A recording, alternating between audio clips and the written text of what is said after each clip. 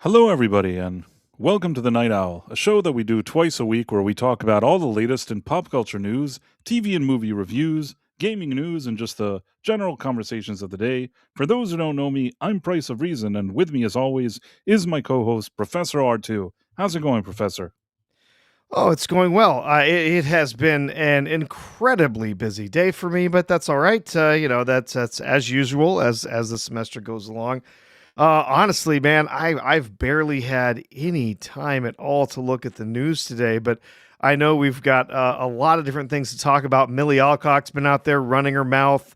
The actor who, well, I say he plays Snape. He's been cast as Snape. I'm not really sure he's actually Snape, I other hate than to say it, but I keep Snape in thinking of name Black only. Snape. It's so bad to say it, but that's all I can think of. Well, after you watch that video, right? It's like it's Black Yeah. Snape. I actually showed that because I was doing something and that video sort of popped up in my YouTube feed and started playing, and my wife was like, "What are you listening to?" Because that's it's like rap, hip hop, and I'm like, oh, I'm actually that just sort of it was auto Black playing, and she's Snape, like, "What yo. is it? What? How did you?" I said, "Okay, you're." Here you go. It's Black Snape. She watched it. She went, "Oh my god, someone made that with AI." I said, "Well, yeah, of course they made it with AI." She goes, "Actually, it's pretty funny." It is. I mean, listen, I this I that thing that Pierre Chan did, he from Yes. Nerdronic's crew, is one of the best uses of AI that I've ever seen. It's like one of the only times where I said, "Okay, this is funny. This is probably what AI is for."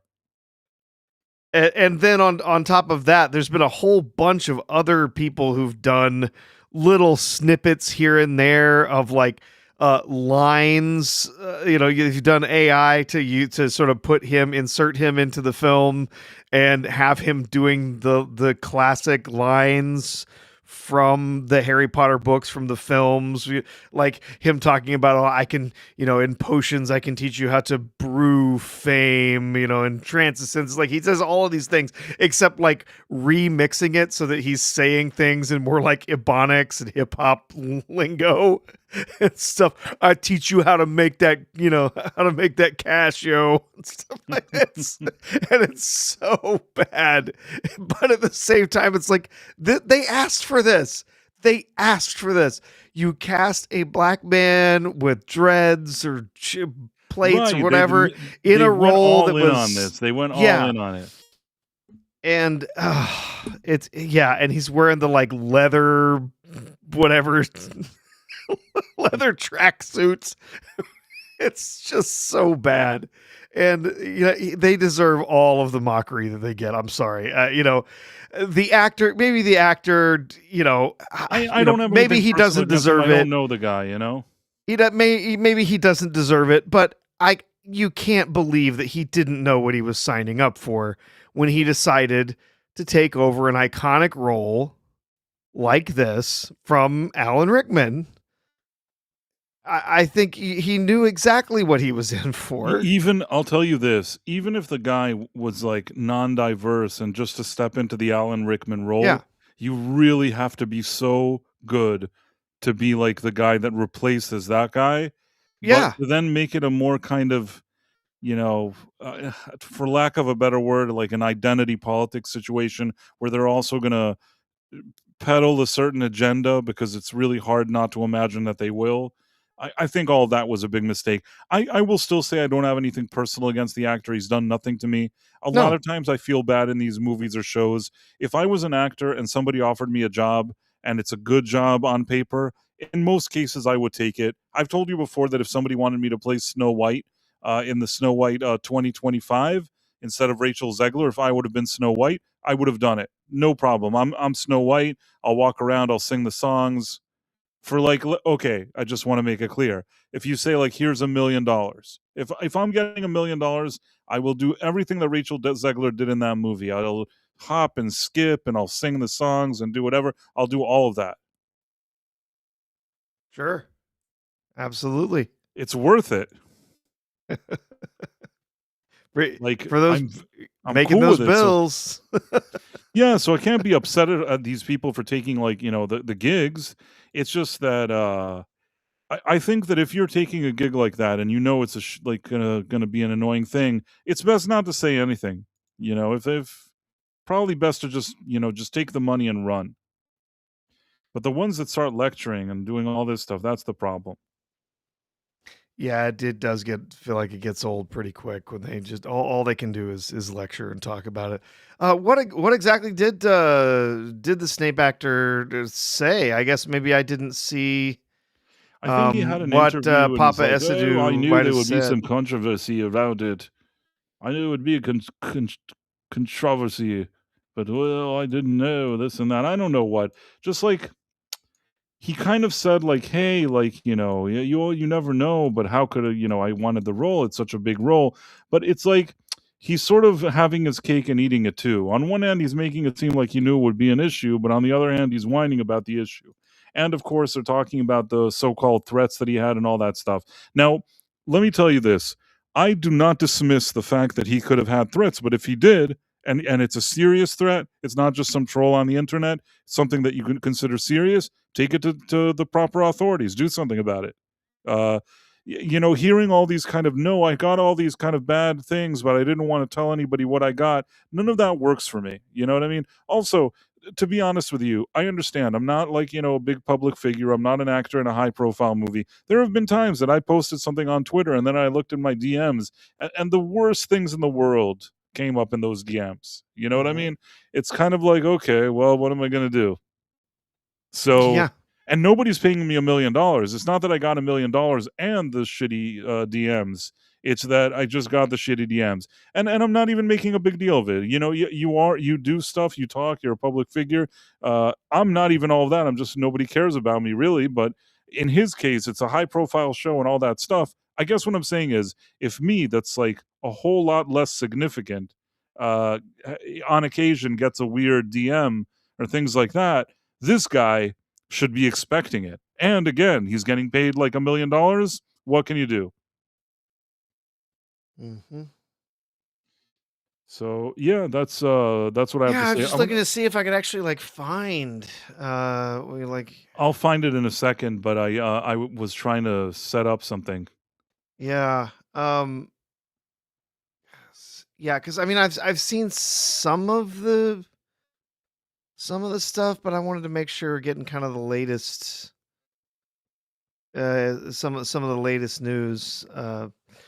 Well, obviously, we had a few other things that have happened over the recent days. We got a launch to the moon price. What do you think about that? I mean, it's like I think you were saying before. I'm not excited now. I'm just saying, okay, this for early stage, it's going okay, and I'm totally kind of neutral, not opening any champagne. I'm hoping this all goes smoothly. Uh, those of us that have been around for other launches in the past that didn't always, end in the best possible way, Hmm.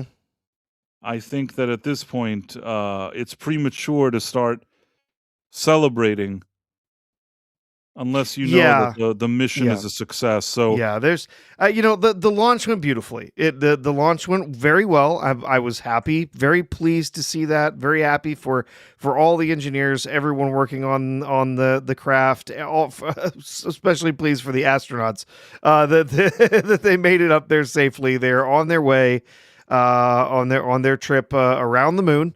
And it is going to be it's a lengthy trip. It's not you just up and down, right? It's going to take them until Monday. On Monday is when they will reach orbit around the moon, and they will actually also pass to the backside of the moon, and they will extend their orbit out to the furthest distance that any human has ever been. So the previous record was actually set by Apollo 13. They had to change their orbit around the moon to set up sort of their trip back, and so at that point, they didn't commit just a plain regular orbit around the moon. They went further out away from it, having and so set the record for the furthest distance any human has ever been from Earth. This craft is supposed to go even further further out on the far side of the moon before it comes back into a more stable orbit. But it's gonna go out, and they will have their orbits of the moon on Monday again, assuming everything continues to go well for the craft, and then it will be a few more days before they will be getting back to Earth, which is when I'm really the most concerned. Obviously, re-entry is a very, very dangerous operation for every single craft. In fact, the shuttle that broke apart on re-entry, many years ago, when that happened, I was actually tangentially connected to the captain of that craft. I worked with a lady who was personal friends with the captain and his wife of it was the Columbia. Right. It's not the Challenger. It's the one. It's something that happened later. Yeah, the Columbia disaster. And so she literally, they were neighbors for 8 years. And since he got to be the captain of that flight on the Columbia, she and her family flew out for the launch.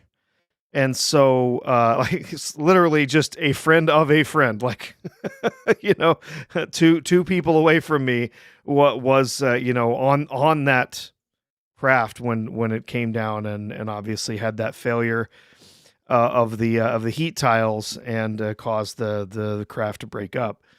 I also knew some people who were directly involved with the recovery of a lot of the craft, because a lot of it came down in Texas, and I knew someone who lived in that area and was involved with a lot of the canvassing and recovery, and did actually find some of the parts, the craft parts, not human parts, but found and helped to mark and recover a whole bunch of pieces of that craft. So it is concerning, obviously, until those astronauts are back on the ground.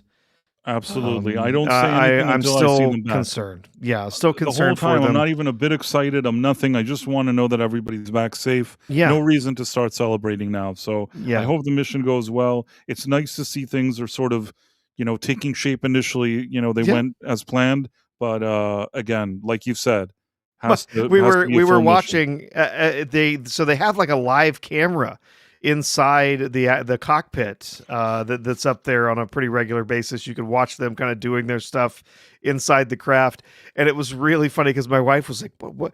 I had it up and she was looking at it. She goes, "Wait, what was that? All those flashes?" And I said, "Huh?" And I kind of went back and looked, and one of the crew members had their iPhone out. So if you don't know, the iPhone has Face ID. And the way that works is there's a little infrared projector inside the front of the phone, and it projects this pattern of dots onto your face so that it can map the multiple dimensions of your face, and that's how the Face ID works to identify you and unlock it. Well, with certain types of cameras, digital cameras, the actual element that's capturing the light can pick up infrared light, so it sees it where the naked eye doesn't. And so this like pattern of lights and this blinking kept going off, and I was looking at it, I went, "Oh, he's using his iPhone." She's like, "Wait a minute, they have iPhones on the spacecraft?" I guess they're allowed to. There's no reason for them not to have one. And then later, it happened again, and I said, "Oh, actually, no, I don't think it's the Face ID. I think he's with most of the more recent phones, they also have a LiDAR sensor on the back, which works in a very similar way to the Face ID. And it sends out infrared light." And I was like, "Oh no, he's taking pictures with his iPhone and the little LiDAR sensor's blinking." So I guess he took his phone along so he could bring fine. Why not? Photos back. I don't have any issue with that. He can take Why pictures of not? whatever he wants. Yeah. No, I just thought it was funny that, it's like, oh, we're in this spacecraft right in the moon, and he's got his iPhone with him. It's funny. You said I remember people on eBay trying to sell wreckage of Columbia back when that happened. That's terrible. Oh, that was disgusting. Yeah, The worst so thing, gross. the worst thing for me as a kid, and I remember this, is the Challenger. I was very, very Oh yeah. young. I was very, very young, and it was a situation where the teacher was like, "Hey kids, there's a very, very special surprise today." And back in the day, they had like a TV on wheels. Oh yeah, they had the TV cart with the The cart, VCR they on they it. wheeled Yeah. out the cart. They wheeled out the Same. cart. They Same. plugged it in, put it on, and they're like, "Kids, you won't see many things like this in your lifetime. It's the Challenger." And they were also telling us, there's a teacher on board, Christy McAuliffe, or I think that's what her name was, and Mhm. talking about all this stuff, and then the thing starts, and the teacher was so excited. This is the most exciting thing that ever happened. I was very young. I mean, I don't want to date myself here, but I'm talking like early grade school for sure. Sure. Yep. Yep. So in any case, Same. they rolled it out, and I'm a kid. There's a rocket. Okay, there's a rocket, and very quickly it's just like the rocket blows up, and I think all the kids were kind of confused as to what we were looking at, like what happened to the rocket. You know what I mean? Yep. Like it was a lot. When you think about it Ex- now, this is a lot to lay on like really little kids. yeah. Oh yeah. No, Price. My wife and I both had the exact same experience, and as did thousands of kids all across the US because at that point these shuttle launches were pretty routine, right? And so this time, yeah, Kristen McAuliffe, like you said, was here. She was a school teacher, so it was this big deal that she was going to fly, and so they wanted all the kids to get to watch the school teacher go into space. And so yeah, we had you had a pod. This is the way that our school was set up, where you had multiple different teachers. Each of them were like your home teacher, but you would move to different teachers for math or social studies or whatever. You'd move back and forth between the different classes in elementary school. And so our whole pod, all four of these main classes came together in the little place in the middle between the classes. And they rolled out the TV cart with the VCR and everything, and they hooked it up. They're like, we're watching the space launch and everything. And my wife, had pretty much the exact same thing. They got together, everyone was watching the space launch, and then it happens, and the teachers just sort of like look at each other and don't know what to do. And so in my situation, the teachers went up and just turned it off and said, all right, kids, it's time to get back to class. And everyone's just like sitting there like, we don't understand what just happened. Like, all right, kids, time for everything's done. We're going to get back to class now. Like the teachers just did not want to address it at all. Obviously, I mean, what would they do? Right? How would they possibly address that to a bunch of kids in elementary school? Well, the teacher we were watching go into space just got blown into pieces. Like, how are they going to talk about that? Right. So they're like, I mean, I think they were pretty confused too, but obviously they knew enough to know like They knew something this is had a gone big horribly disaster. wrong. Something went horribly wrong. And so They it was turned like, off the TV. They turned up like I remember the teachers. There were few teachers. I can't remember the whole setup. I was very, very young, like I said, and they turned off the TV. And we were like, wait, what exactly happened? And they're like, maybe they quickly said something, but they just didn't want to talk about it. It was so weird. It's such an awkward moment. But of course, that day and everybody, and then we talked to our parents and all. Everybody understood. We understood, even the kids, even as young as we were. I think we all understood what happened. Uh, even if we didn't, we were immature and not like really understanding. But if you're on a rocket ship and the rocket ship blows up, I think even the youngest kid with like a little bit of logic understands that that's probably not good. Like if they blew up, then where are they? You know what I mean? You understand what I'm trying to say. yeah. I think that as young as I was, I understood exactly what that meant. But it was almost like because it was so detached and we're just watching some spaceship, I didn't really know. It's not like I knew the astronauts, and it was something that was detached enough from me that I understood it was sad, but and the teachers were especially sad. But I didn't really, Hmm. I guess I can see it from a different angle today than I did as a very Yeah. young kid. Yeah. It takes a while, to think back on some of those things. But yeah, it was incredibly awkward, right? It was really incredibly awkward situation. And I mean, I think, thinking back on it, I think the teachers did the best possible thing they could, which, I mean, because they're not going to stand there and tell these kids that people just died, right? They recognized enough of what happened that they knew that this was going to be extremely tragic, and just kind of said, all right, kids, we're done watching the launch. We're going to get back to stuff. And of course there were questions, and they were like, well, we're not going to talk about it right now. It's time to, get back to class or whatever. So just go kind of ignoring the situation altogether. But yeah, oh yeah, that was incredibly awkward as a kid. Yeah. Well, we have a few super chats. So Jason We do. Webster wrote, "The $6 million man was a pop culture phenomenon in Australia. Uh, Lee Majors visited the country at the height of the show's global popularity." I believe that. I totally believe that. I think that that there have been times, and I've said this before, that I've lived most of my life in the United States, and generally speaking, I was, not that it matters to anybody, was born here. It's just that some of my life I lived in different places, and that's why I sound weird. But I can say that in different places that I went to, everybody always knew who Steve Austin was. And that's why I also told you that I believe that in some countries, from what I recall, not only did I see that they know about it in different places, that it's always something that people know what it is. In some cases, they just knew the show was Steve Austin. Like, that's how they would build a show. Hmm. They would call it Steve Austin, and I totally understand why, because I don't think that they could explain what we were laughing about it before, about $6 Million Man. It doesn't really mean anything to anybody. And, honestly, I'm kind of surprised that they even got away with it here in the US, like, with the $6 Million Man. Because if you think about it, Steve Austin or the Bionic Man are much better names for Hmm. the show. When it came to the Bionic Woman, they already kind of knew what they were doing with it, but they couldn't change, like, $6 Million Man to the Bionic Man, I guess.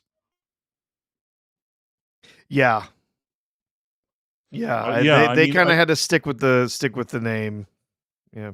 yeah, so I think that I believe that abroad in different places it was either the Bionic Man or Steve Austin. A lot of times Steve Austin was the thing that people knew what that was. So I've been to different places, very popular show.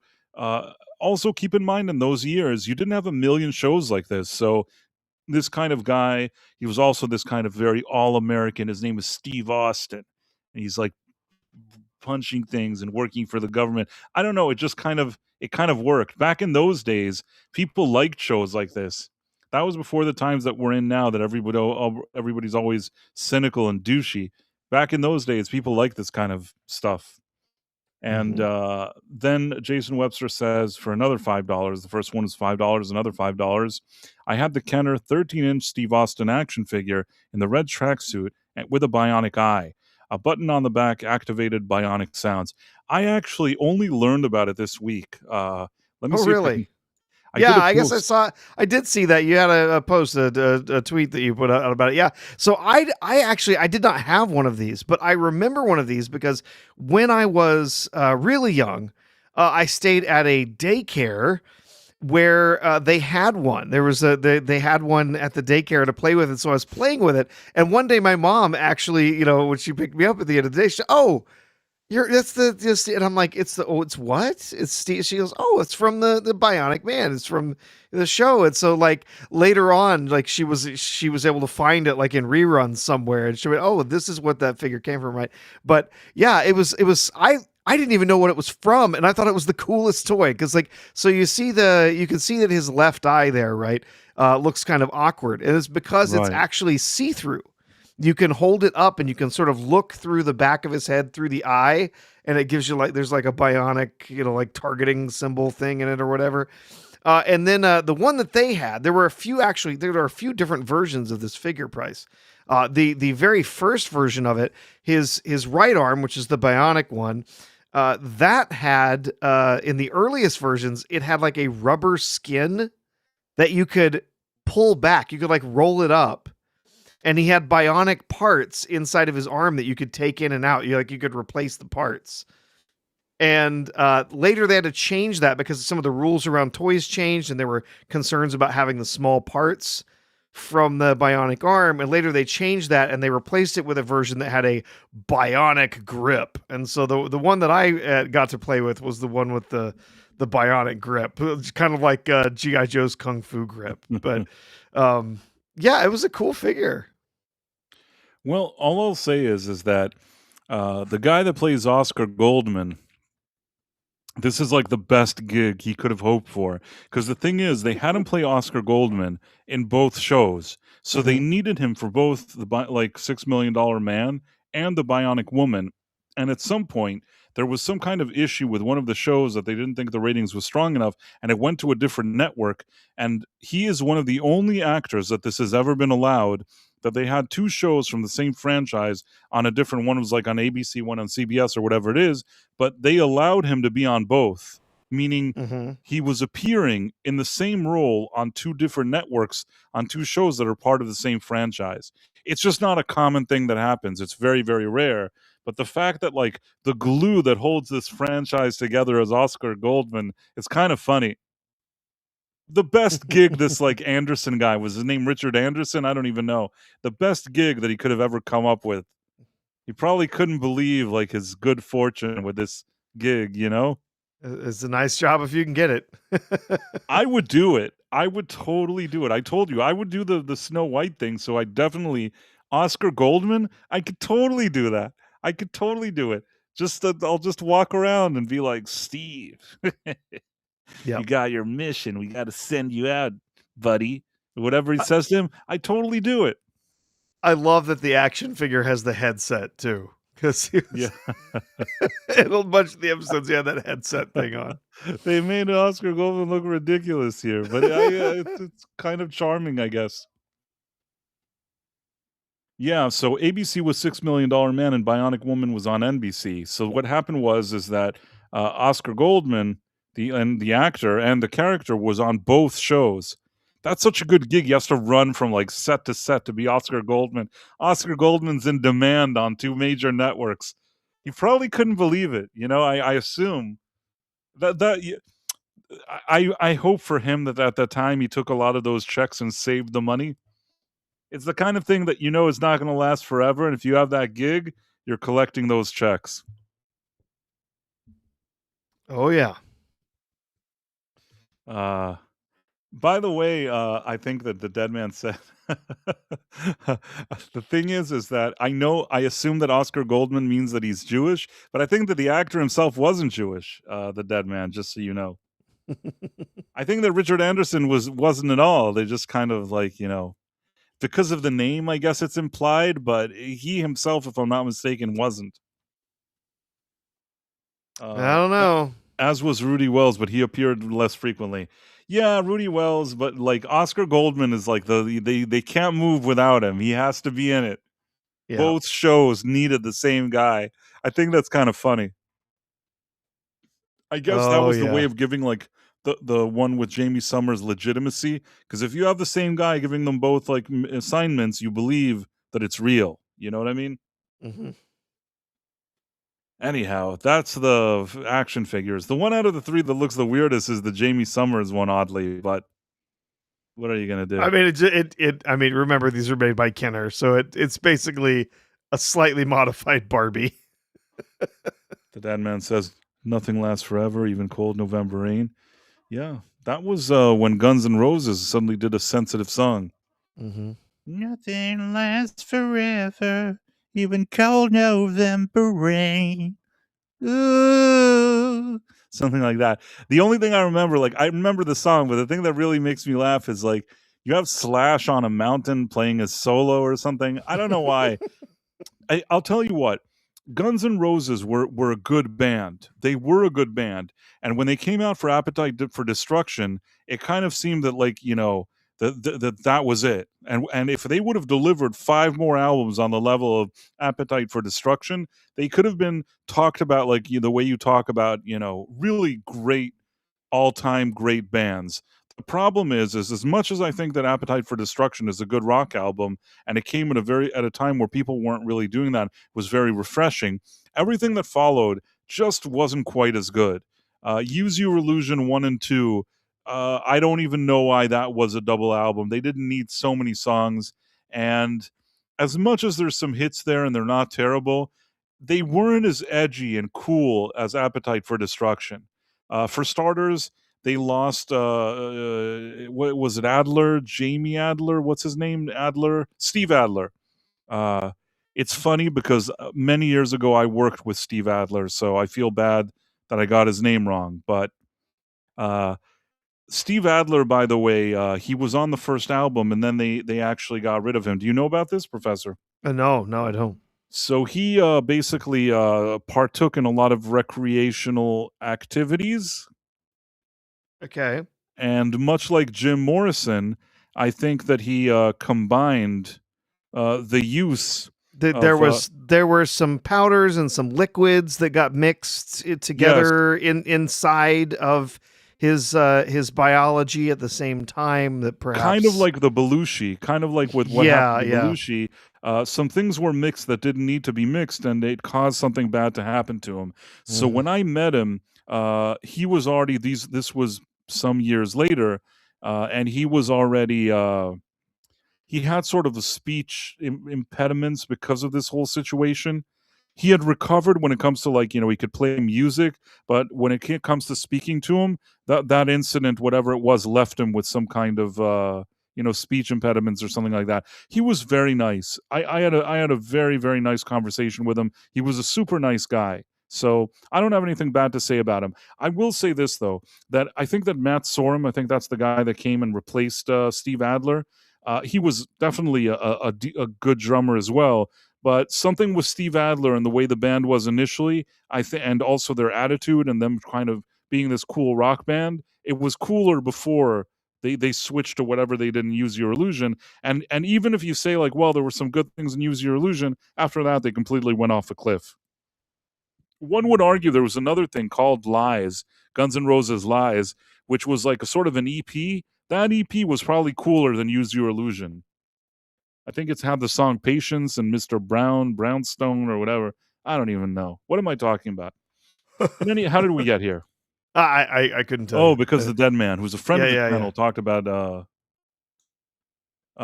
Steven Adler got fired, and then Alan Niven and then Izzy Stradlin left in disgust. I guess. I mean, I don't really remember all the different details. All I know is this: they didn't sound better than Appetite for Destruction before or after Appetite for Destruction. That was the album that showed what they could be, and they never went back to being as good. But it is what it is. Like I said, Yeah. Well, like a lot of bands, there's sometimes there's the creativity's there, like we got a lot of that in the 80s with these one hit wonders, right? The creativity was there for sort of this one big burst of, we can make this one great album, we can make some great songs on it, and then after that egos kick in, and all sorts of other stuff gets in the way, and fame goes to their heads, and it all falls apart. Right, Because and I agree with everything you're saying, but a lot of times what happens is you have like a one-hit wonder, like that song Kaija Gugu, Hush Hush Eye to Eye, okay? yep. That song was like very much a hit, like a one-hit wonder sort of, and immediately the second it became a hit, the band members said, "We're too good for our singer. We have to fire him." And it's like, "Guys, you ain't too good for shit." And like whatever momentum they had fell apart. It was like the dumbest thing. People always talk about this, like so stupid. They had like half a hit and they already were like firing each other. He ended up actually, because of that, he ended up doing the Never Ending Story, and that song actually until today probably like his retirement fund. So in some odd way they may have done him a favor. But all I'm saying is that this isn't a Kaija Gugu situation. Guns N' Roses, that first album was really good. It was it was a dream debut album for a rock band, I think, Appetite for Destruction.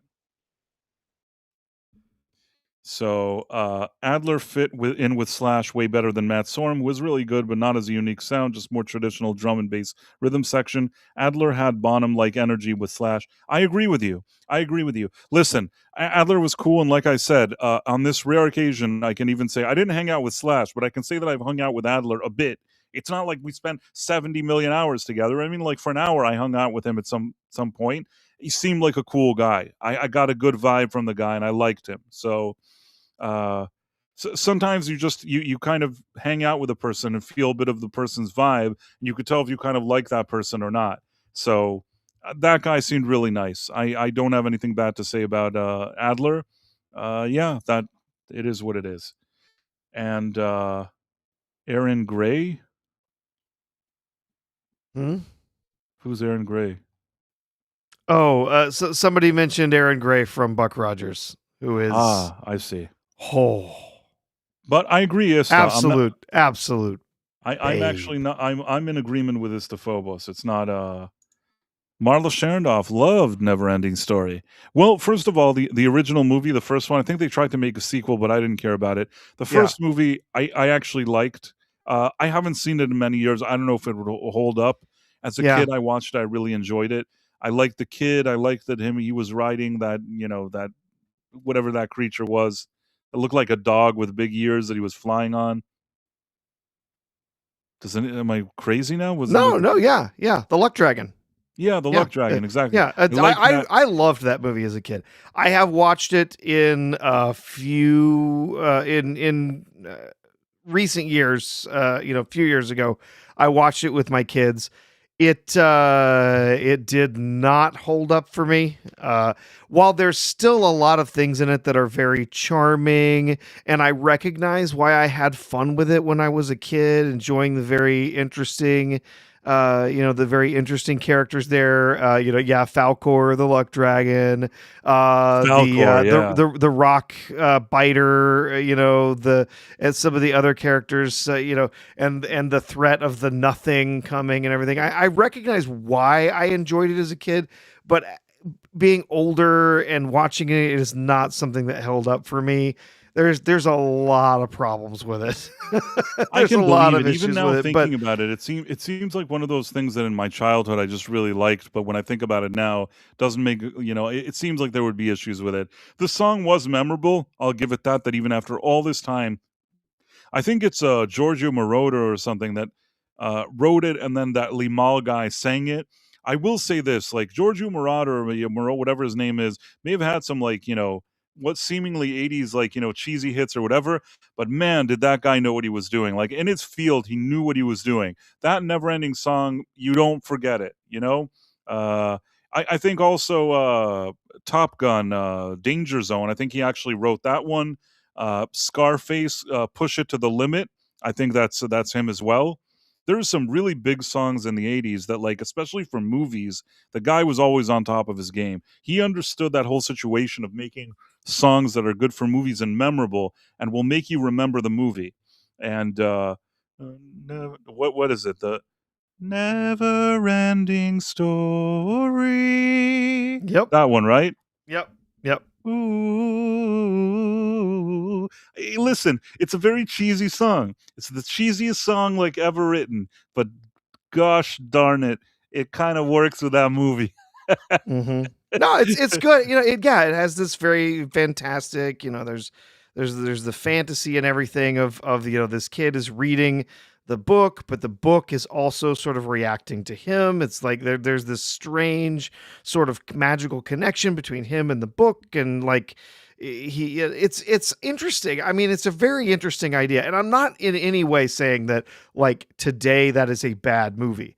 I'm just saying, like, as a kid, I just adored that film. I loved it. Rose-colored glasses. Unfortunately, looking back at it as an adult, watching it now, I'm like, oh yeah, there's a lot of problems with this. Not that it's bad. It is just not the movie that I felt like I just loved and adored as a child. Right? It's all right. I mean, It's a listen, different perception of things. Right? and yeah, I mean, Istophobos says Danger Zone is paying for about 2 dozen people's retirement. You know what's funny about where's the comment? Danger Zone. The biggest winner of Danger Zone is Kenny Loggins, because Kenny Loggins was actually not supposed to sing the song. Kenny Loggins, from what I remember, at the time for Top Gun, they did something they don't always do. They did a special screening and invited a lot of like artists and musicians to watch it. And at the time, it wasn't like today where you have a movie and you want your music in a movie. Sometimes artists thought it was lame. You know what I mean? Maybe they showed them the planes. I don't know what happened, but they showed maybe some kind of rough cut of the movie to these artists, hoping that they'll want to do some songs. And Kenny Loggins had a very interesting interview once that I saw, that he said that he was invited to this screening. And the second that he saw the movie, he said to himself, okay, I'm going to choose, because he wasn't like the biggest name at that moment. You know what I mean? Maybe he had some years where he was bigger or whatever, but I don't think he thought to himself that he's the number one guy in demand. So he said, the way I'm going to get my song into this movie, I'm going to choose a scene that's almost forgettable, that nobody cares about. Are you with me? Mm-hmm. So there's a scene where they play volleyball, and he saw the volleyball scene and he's like, I'll write a song for the volleyball scene. I'll sing it and I'll say, hey, this is perfect for the volleyball scene. And because nobody will even remember that there was a volleyball scene, they're probably going to take my song. So I think he did that, and they said, great, we want your volleyball. Well, we'll do it. We'll take the volleyball song. He's like, great. So he has like a volleyball song in the movie, which still, when they're playing volleyball, it is a memorable scene actually. But when they're playing volleyball, you hear his music song like in the background. I can't even barely remember what that song is. So then what happens is he finishes his volleyball song. He's already in the mix with them. Now, there was another band. I don't know if it was... what was it? Was it, I don't know if it was Def Leppard, Journey. So according to Kenny Loggins, there were several bands that were originally in the mix that were offered this track. Jefferson Starship was one. Right. Bryan Adams. REO Speedwagon. Right. And then the final choice, the one that they really wanted, was Toto. Right. They really wanted Toto to sing the song. Right. And what happened was, and this is from what I remember his story, is there was already a plan. I guess whatever band it was, Toto, whatever it was, one of those bands was already almost signed up, or it was already understood or given a verbal agreement. They were supposed to, there was a time crunch. They were supposed to get into the studio, record the song, and that's it. And I believe Giorgio Moroder wrote it, and they just needed to sing it and perform it, and it was all moving forward. And suddenly, some kind of label management artist issue happened, and at the last minute, they're stuck. They need to record this song, and whatever band that they had, whether it was Toto or Journey or whatever it was, no longer. They're out, and they need somebody quickly. Now, Kenny Loggins, who did the volleyball song and is like sitting there and just kind of, twiddling his thumbs, they call him, and I think he was nearby in the studio, or maybe in the same or a different studio, was around. So they just called him. They're like, hey, could you sing it instead of those guys? And Kenny Loggins in 1 second said, yes. I'll be there like in 1 minute. I'll sing whatever the fuck you want. Sorry, Sean. And then he goes over and immediately like starts like quickly, like, so they went over with him. They did a few notes. He said, oh, let's do this, let's do that. Kind of altered it a little better for his voice, worked with them quickly, recorded it quickly. And that ended up being like the thing that you remember from the movie. Not only that, it looks like Kenny Loggins is so important that they needed 2 songs from him. Do you get what I mean? Like everybody has one song, but Kenny Loggins, like he's doing the main theme, but like it's not only that, they need more music from him. So somehow from a situation that nobody gives a shit about Kenny Loggins, he became like the man of the hour. And really, it helped his career. Like his career was fine with, a few of the things that he'd done before, but that really cemented his place as like movie guy. Cause he had Caddyshack. It did. Yes. Yeah. And so, I mean, in the end, Toto's lawyers basically were demanding all sorts of control over the track and all sorts of rights to the track and stuff, where the studio basically said, no, it's going to be part of our soundtrack. We have to hold all these rights to it. And the lawyers screwed them out of what would have been potentially a huge hit for Toto. Right. But obviously, Kenny Loggins is going to have a different take on it, and we don't know what the Toto take on that recording would have sounded like. But in the end, you get Kenny Loggins, who's just like, yeah, I'll do it. And there you go. Now he's, making money hand and fist over this this track, which he was never really intended to do in the first place. Yeah, it actually is a funny story. It is, and it also shows you that sometimes you gotta take whatever opportunity you're given. You're Yeah. given half a chance, you take it, especially in entertainment. I'll give Kenny Loggins this, he was all about, like, he understood the potential initially, he worked, in a clever way to take the less coveted song, put his foot in the door, there's a problem, they're already working with him. This is, like, pretty good business practice, you know what I'm saying? It could You don't know that he would have caught that break, but everything he did leading up to it was smart, if you know what I'm trying to say. This was all Yes. like really, really smart of him, and not and also humble too. He wasn't going in there like swinging dick saying, "I'm Kenny Loggins, they'll do this and that." He's like, "Nope, I gotta do whatever." The other funny thing about Top Gun, and somebody mentioned here with Steve Stevens or something like that, playing the theme song. The funniest thing in that story is I think that Harold Faltermeyer and Steve Stevens were playing with Billy Idol. They were working on his album with him or something like that. And Harold Faltermeyer, I think he saw them. I don't even know if Steve Stevens went to the screening of this thing. And I think Harold Faltermeyer, who did like Beverly Hills, not Beverly Hills Cop, you know, da, Mhm. da, da, da, da, da, da, da, da, da, da, da. Like he also I think did Fletch. In the 80s, if you wanted a cool synthy thing, you went to Harold Faltermeyer, you know what I mean? Mhm. So basically, he wanted to do a song for Top Gun. And from what I recall, they were working with Billy Idol, and I guess Billy Idol left, and Steve Stevens was there. And Harold Faltermeyer says, "Hey, I have this cool thing that I'm working on with a keyboard and this and that. It could sure use this cool guitar solo. Why don't you help me out with it? Why don't we work together on it?" And Steve Stevens, if I remember correctly, I'm not going to say he was drunk. I don't know what his situation was. I'm not going to just like throw that on him.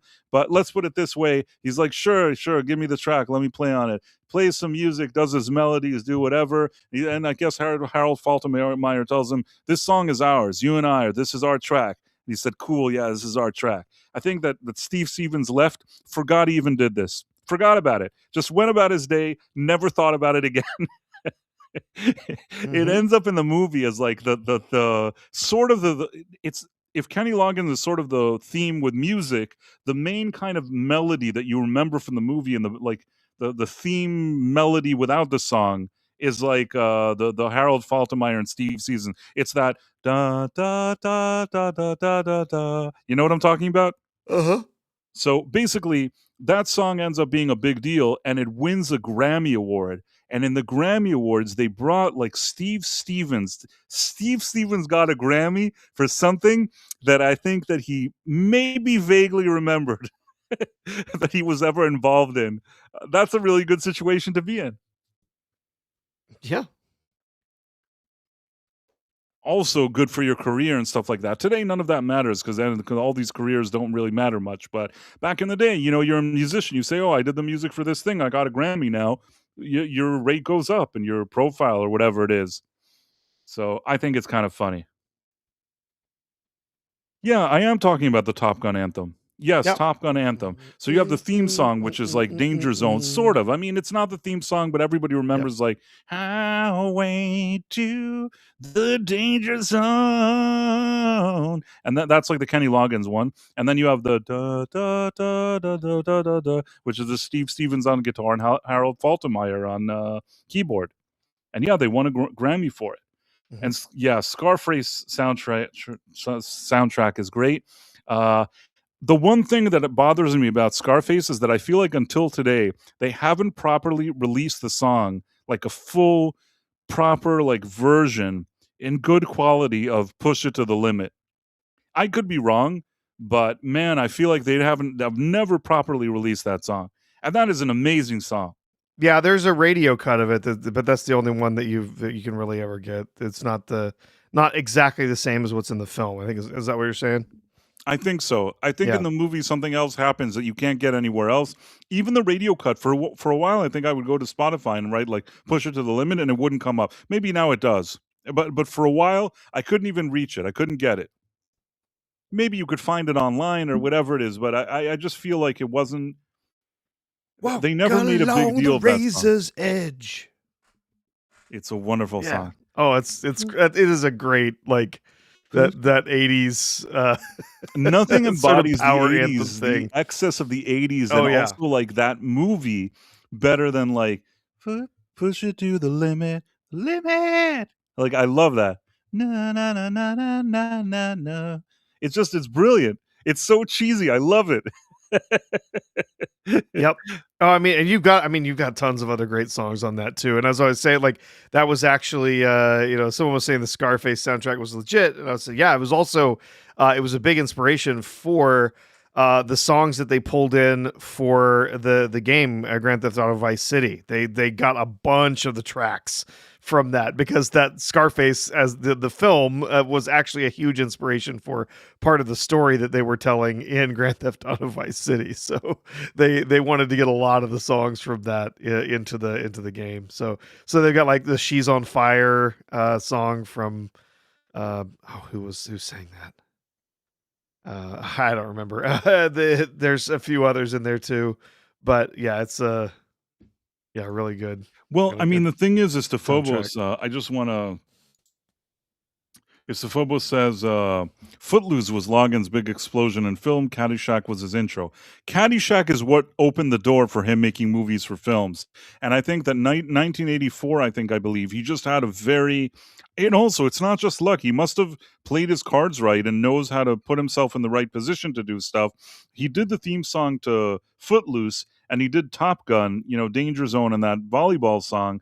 And both movies came out almost at the same time, meaning they came out a few months apart for each other. So it's probably fair to think that he probably recorded both songs around, plus minus the same time. You know what I mean? It's not even different years. Both movies came out in the same year, maybe like 2 months apart or something. So it was a big year for him. Uh Cemented himself as like Mr. Movie Soundtrack. I don't know how many other soundtracks he got later, but if nothing else, revived his career. Until today, you can invite him for a show. He's going to do some hits for people. He has enough that somebody is going to go watch him perform. And he's not a bad musician. I don't hate him. I don't hate Kenny Loggins. Speaking of Kenny Loggins, we had this Super Mario movie. Am I the only Yeah. one that saw it, Professor? I have not had a chance to see it yet. Obviously, I'm gonna have to go see it with my kids. Actually, you know what? Before we get to your review price, we got a backlog of super chats. We Oh, should probably okay. go ahead and get to, since some of them are based on the subjects we've been talking about for the Okay, last let's do hour or this so right now. here. First of all, we have two from the Dead Yeah. Man. We have Jason Webster, and we have another Dead Man one, and we have another Jason Webster. Okay. Maybe we got to share the screen here this time. Let's just share Okay. the. Here, I can just do it. Hold on. Give me Okay. just a second. We'll have to And step away from Oscar, Jamie, and Steve. yeah, unfortunately, yes, but that's okay. Let me come Push on. it to the limit. Da, da, da, da, da, da, da, da. Can't remember the words, but it's awesome. Yeah. Past the point of no return. Yeah. And then there's also like the limit, limit, Yeah. limit. Like they do like something where they keep going higher. And then there's like a really high note at the end that Mm. almost sounds like a synthesizer. Yeah, like crash the gates. So, it's pretty cool. All Ooh, right. Oh, yeah, yeah. you'll have to swap over to my Okay. share there so we can All right, get let's everything look up. at all So, those super chats. let's see. We got these. I think we stopped. We went off with the action figures, and so I think we ought to pick up from there. Right? Uh there's no side of the moon. It's all dark. Is that from the Dark Side of the Moon album? I think they start babbling at the. Didn't they There's interview one of no the sound dark side of engineers the and he says it moon. or something like that? I could be wrong. I thought that Yeah. was the reference. I think that's it. Yes. I think that's the reference. I hope it is. Otherwise, I don't know what Yep. I'm talking about, but I feel like it's the people mumbling at the beginning of that uh, album. Legendary album. I don't have many good things to say about one of the band members of that band today, but in their day when they did Dark Side of the Moon, that was a fantastic album, and can't take that away from anybody involved in that, even if they've gone off the deep end. The Dead Man 79 with for another 199. That the first one was 199, another 199. Austin 315. Yeah, he clarified he actually meant Austin 316, which is from the wrestler Steve Austin. So his thing was, yeah, that was one of his promotional things. Yeah, the actual lines from the song, because I remember this. I was like, yeah, that is in Dark Side of the Moon. It's in the song Eclipse. There is a quote in there that says, "There is no dark side of the moon, really. Matter of fact, it's all dark." Exactly. Yeah, that's Andrew Seaton. Happy Easter to you all. I'm right off back to bed as it's 5:45 a.m. here in jolly old England. Happy Easter to you. Thank you for hanging out with us. Yes. Yes. What's Happy the next Easter. one? So the next time he says before the dark times, before the empire. Exactly. Yeah. Yeah. That's So yeah, Wars thank reference. you again, Dead Man $1.99 there. Let's see. We have one from Jason Webster for an Australian $5. Lindsay Wagner, the Bionic Woman, and Linda Carter, Wonder Woman, were my first celebrity crushes. I had posters of both on my bedroom wall. You know, those were both ladies that I saw in reruns, like I said. I liked them in reruns, especially Linda Carter. Like, I liked Jamie Summers as the Bionic Woman. I liked her fine enough. But I feel like Linda Carter as Wonder Woman really had an even stronger presence, Professor. Yes. Lindsay Wagner, lovely. Linda Carter in that Wonder Woman outfit, though. Oh boy! Wow. Yeah. She was in many ways. I mean, listen, I think that Gal Gadot was good as whatever she was, but I really think that Linda Carter was really really good in that role.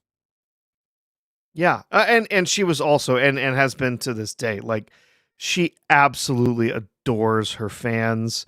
She'll take pictures with them, dote on them. Like, she is just the most gracious, kind lady. Linda Carter has always just been amazingly gracious, and so just happy to have the opportunity to have had this role and make so many people happy with it. It when you see a celebrity like that, it's really heartwarming because you get so many other celebrities that are just assholes about their fame, right? Like, Right. they almost hate that they were famous for being some character, and she's always been amazing. Kodo Rob 22 says Roger Waters was so despicable the way he disrespected Ozzy after he passed. F Waters. I'll tell you what. I think that Roger Waters, and I think this all traces back to the same issue. He's always been a difficult guy. He has a very big ego, and the biggest thing that happened that I think really kind of sent him, to a very bad place that I'm pretty sure he's never fully recovered. He has money. I'm sure he lives his life, but I'm saying he hasn't recovered from the whole situation of him being removed from Pink Floyd. Because what initially had happened is that he thought that he was the big chief and that Pink Floyd was basically his band and he could do whatever he wanted. Why he would think that is weird to me, because even though he was a good lyricist and he was very kind of charismatic, the musical backbone of that band has always been David Gilmour. If you don't have David Gilmour in your band, you don't have, I don't know if you want to, I don't like this term, but you don't have the secret sauce or whatever it is, the kind of sound and music that makes Pink Floyd, you really need Gilmour. It's almost like having a musical producer within your band who's like an absolute genius, sings like really well and does like his whole guitar sound. It's the defining sound of the band, and without him you don't have it. So instead of understanding that it's like at best, you want to call it a 1-2 punch of a guy with a lot of charisma and decent ideas and a guy who's like a brilliant musician, instead of going for that, Waters started thinking that he's everything. And this happens sometimes. We've seen it so many times in the history of everything, not only music, but in general, where somebody's like, it's all me. I'm doing it. I'm the best. Like, I don't need all these other people. Fuck them. I'm sorry, Sean. Fuck them. I can do everything by myself. So that's what Roger Waters started acting. He first of all fired Richard Wright, who was the keyboard player, which was a mistake to do. And then another thing that happened, like, they did one more album after The Wall called The Final Cut, and he started saying like, oh, this is more of like a requiem by Roger Waters. It's me, it's my vision, it's my this, it's my that. And the album wasn't even that good. You could already tell that it wasn't as good as their previous albums, especially without Wright. And after that whole album happened, he sat at home and he wouldn't go in the studio to record any more albums. And Gilmour would call him from time to time and say, "Hey, do you want to go record an album? Let's go to the studio. Let's record an album." So Roger Waters said, "Nope, I don't feel like it." And 5 years went by, and Gilmour called him and said, "Listen, we're going to record an album. We're Pink Floyd, and we're going to record an album." So Roger Waters said, "No, because you can't record an album without me. I'm Pink Floyd." So Gilmour's, I guess, told him, "No, like, I'm going to go record a Pink Floyd album without you." So Waters tells him, "If you think you can go into the studio and record an album called Pink Floyd and release it, I dare you to do it." So David Gilmour hangs up the phone, goes to the studio, calls, the drummer and the keyboard player that was fired by Waters, and they record an album called Momentary Lapse of Reason. Now, it's not the best album they've ever recorded, but it is an album, or whatever you want to call it. They release it. Roger Waters gets really pissed. He sues them. He's like, they can't do that. They can't call themselves Pink Floyd, but the courts decided that Roger Waters is wrong and they can call themselves Pink Floyd. So then he suddenly found himself outside the group that he thought that he was the group. Do you get what I'm saying, Professor? Yes. And he became very, very bitter about it. And even more bitter, what happened afterwards, they started touring the world all day and all night because they already had a catalog of decades. And you know what? You go to a show, most normies didn't even know. They go, they watch a show. David Gilmour sings a lot of the songs. He's singing them now. He's the better singer. The sound, the guitar, all that stuff. You hear all this cool shit. 90% of the people that weren't like avid rock fans that know all this shit and maybe care about it didn't know anything. There's a Pink Floyd concert. They're going to see it. It seems great to them. They don't need to reinvent the wheel with new music. They just need to perform. So Waters sees all of this, gets really bitter and really pissed off. And then you have for a while he becomes irrelevant. And only because there was the Berlin Wall that fell, that whole thing with the Berlin Wall, then he's like, "I'm going to do the wall. I'm going to do a concert called Roger Waters' The Wall because the wall was my baby. And I'm going to invite people and all these other artists." He's like singing there with like Cyndi Lauper and stuff. Not that I don't have anything against Cyndi Lauper, but it's not the coolest thing, So he's doing like his duets with like Cyndi Lauper on the wall or whatever it is. Nothing personal, Cyndi. You know what I mean? So he does that thing. He sort of becomes a little relevant. He uses that. And then that's it. It becomes his obsession. That's why he became all overly political. He sees there's some hot button issue. He starts blabbing about it. There's a wall somewhere. He has to go there because he's the wall, and he just became in my opinion, bitter jerk. And all he does is just like do annoying stuff these days. Hasn't made any good music in decades. That's all I can say. Yeah. Yeah. And he's bitter, and that's how he became the way. And I don't even know what he said about Ozzy, but I don't need to even. I can already imagine. He's not a nice man. I think that like he's been married like 7 times or something. Every time like there's some kind of issue, everybody fights with him. He doesn't get along with anybody. No, I mean you could be married 7 times, but I think at the end it also maybe says something about you. Maybe, I don't know.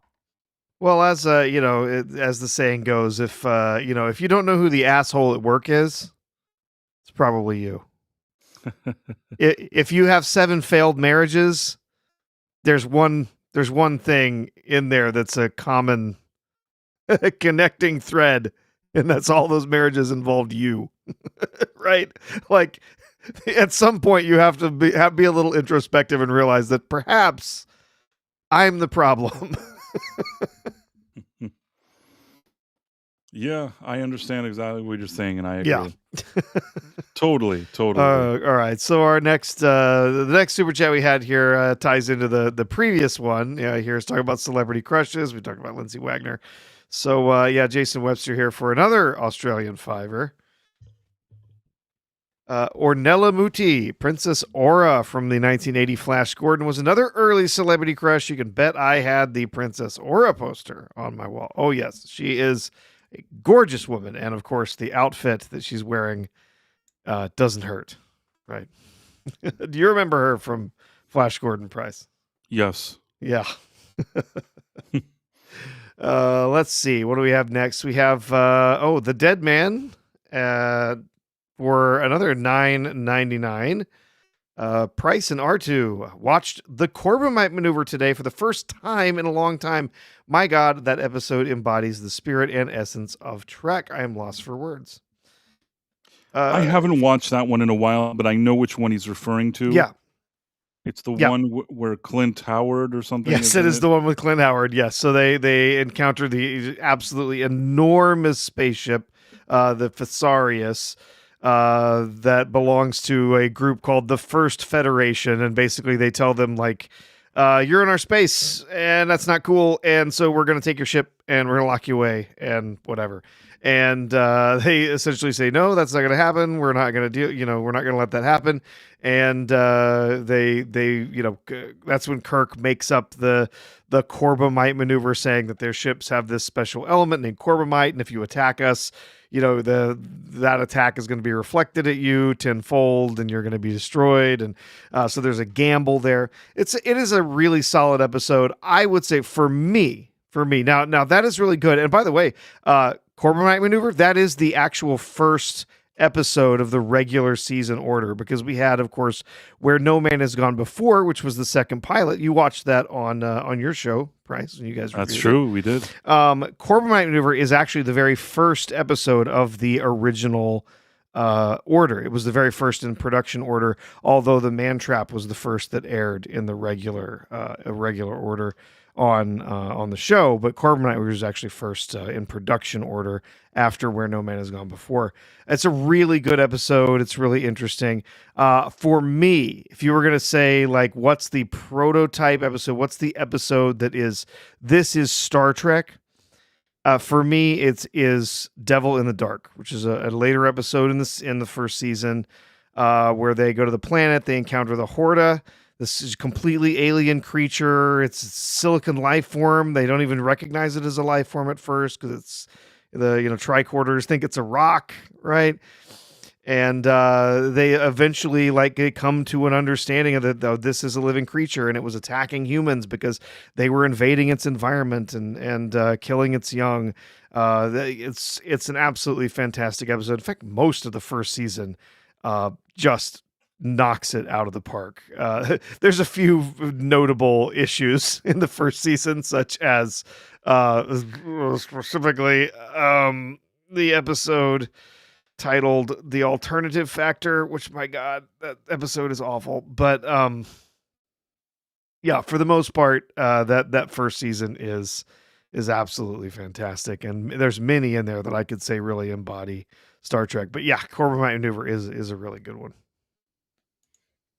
Yeah, and what was I gonna say? Somebody was saying something here. Uh, Somebody said here. I know we passed this. But I just want to say, Big Sir River says Waters' solo album about hitchhiking was good, though. The thing with hiking that album, I think the biggest problem is you understand that Roger Waters once again has some interesting ideas, but he unfortunately doesn't have the band to really bring it to life. So it seems like demos or something that he would have brought to Gilmore, and Gilmore would have made them significantly better. I think he tried to bring Mark Knopfler, who is a genius, or Eric Clapton, or both of them, but somehow they couldn't pull it off. They couldn't. Sometimes, even if good musicians, they're not the right ones to bring your music to life. You could feel that all of those songs on that album don't have Gilmore on them, and it's just not the same thing. And probably Roger Waters understood that too, which is why he had like that one and another one. Uh, Something about what's the other one called? Ugh, Oh, I don't remember. there was a book. What's the book called? Oh, I can't believe I'm blanking on it. Never mind. Basically, he did two albums. They both underperformed and were very underwhelming, and then he never did any more albums. But back to what were you saying, Professor? Take my breath away. Oh no, we were just kind of finishing up talking about that. Our next super chat then was another one from Jason Webster. Thank you again on Australian 2. Do they have $2 bills in Australia? I don't know. But Take My Breath Away from Top Gun won the Oscar that year. Yeah. Yeah, I mean, listen, it's a cheesy song, but it does whatever it needs to do. You can't take it away. That's a one-hit wonder. That's a band. I don't know whether they called Berlin. I don't even know who they are. I think they're called Berlin. I don't think they ever had another song before or after. Whatever they have is that. But back in the day, all you needed was one song. And with the royalties over the years and the movie and whatever it is, whoever wrote that music, whoever did that, probably still making some money on it. Big Sur River admits that I was correct and that Eric Clapton was on lead. I've always thought, nobody's asking me, and Professor certainly doesn't want to know this, but I've always thought that Eric Clapton is okay. You know, for his time, he did some things that not everybody was doing, but Sure. I've always felt a little bit that maybe I don't think that he's not like a bum or anything, but I don't love him as much as some other people. You know, there's a story, and I don't know if it's true or not, that once Eric Clapton was like in a pub or someplace that, in London, and Jimi Hendrix had arrived, played some guitar, and Eric Clapton very quickly wanted to leave. Didn't very bummed out when he saw how great Jimi Hendrix was. That's the rumor. I don't know if it's true. I believe it though. If I were Eric Clapton and I saw Jimi Hendrix, I'd also be depressed. Yeah, yeah. When everyone tells you you're the greatest guitarist ever, They're like, and "You're the best," and then then Jimi Hendrix shows up and starts playing, and he's like, yeah, "Oh oh, shit."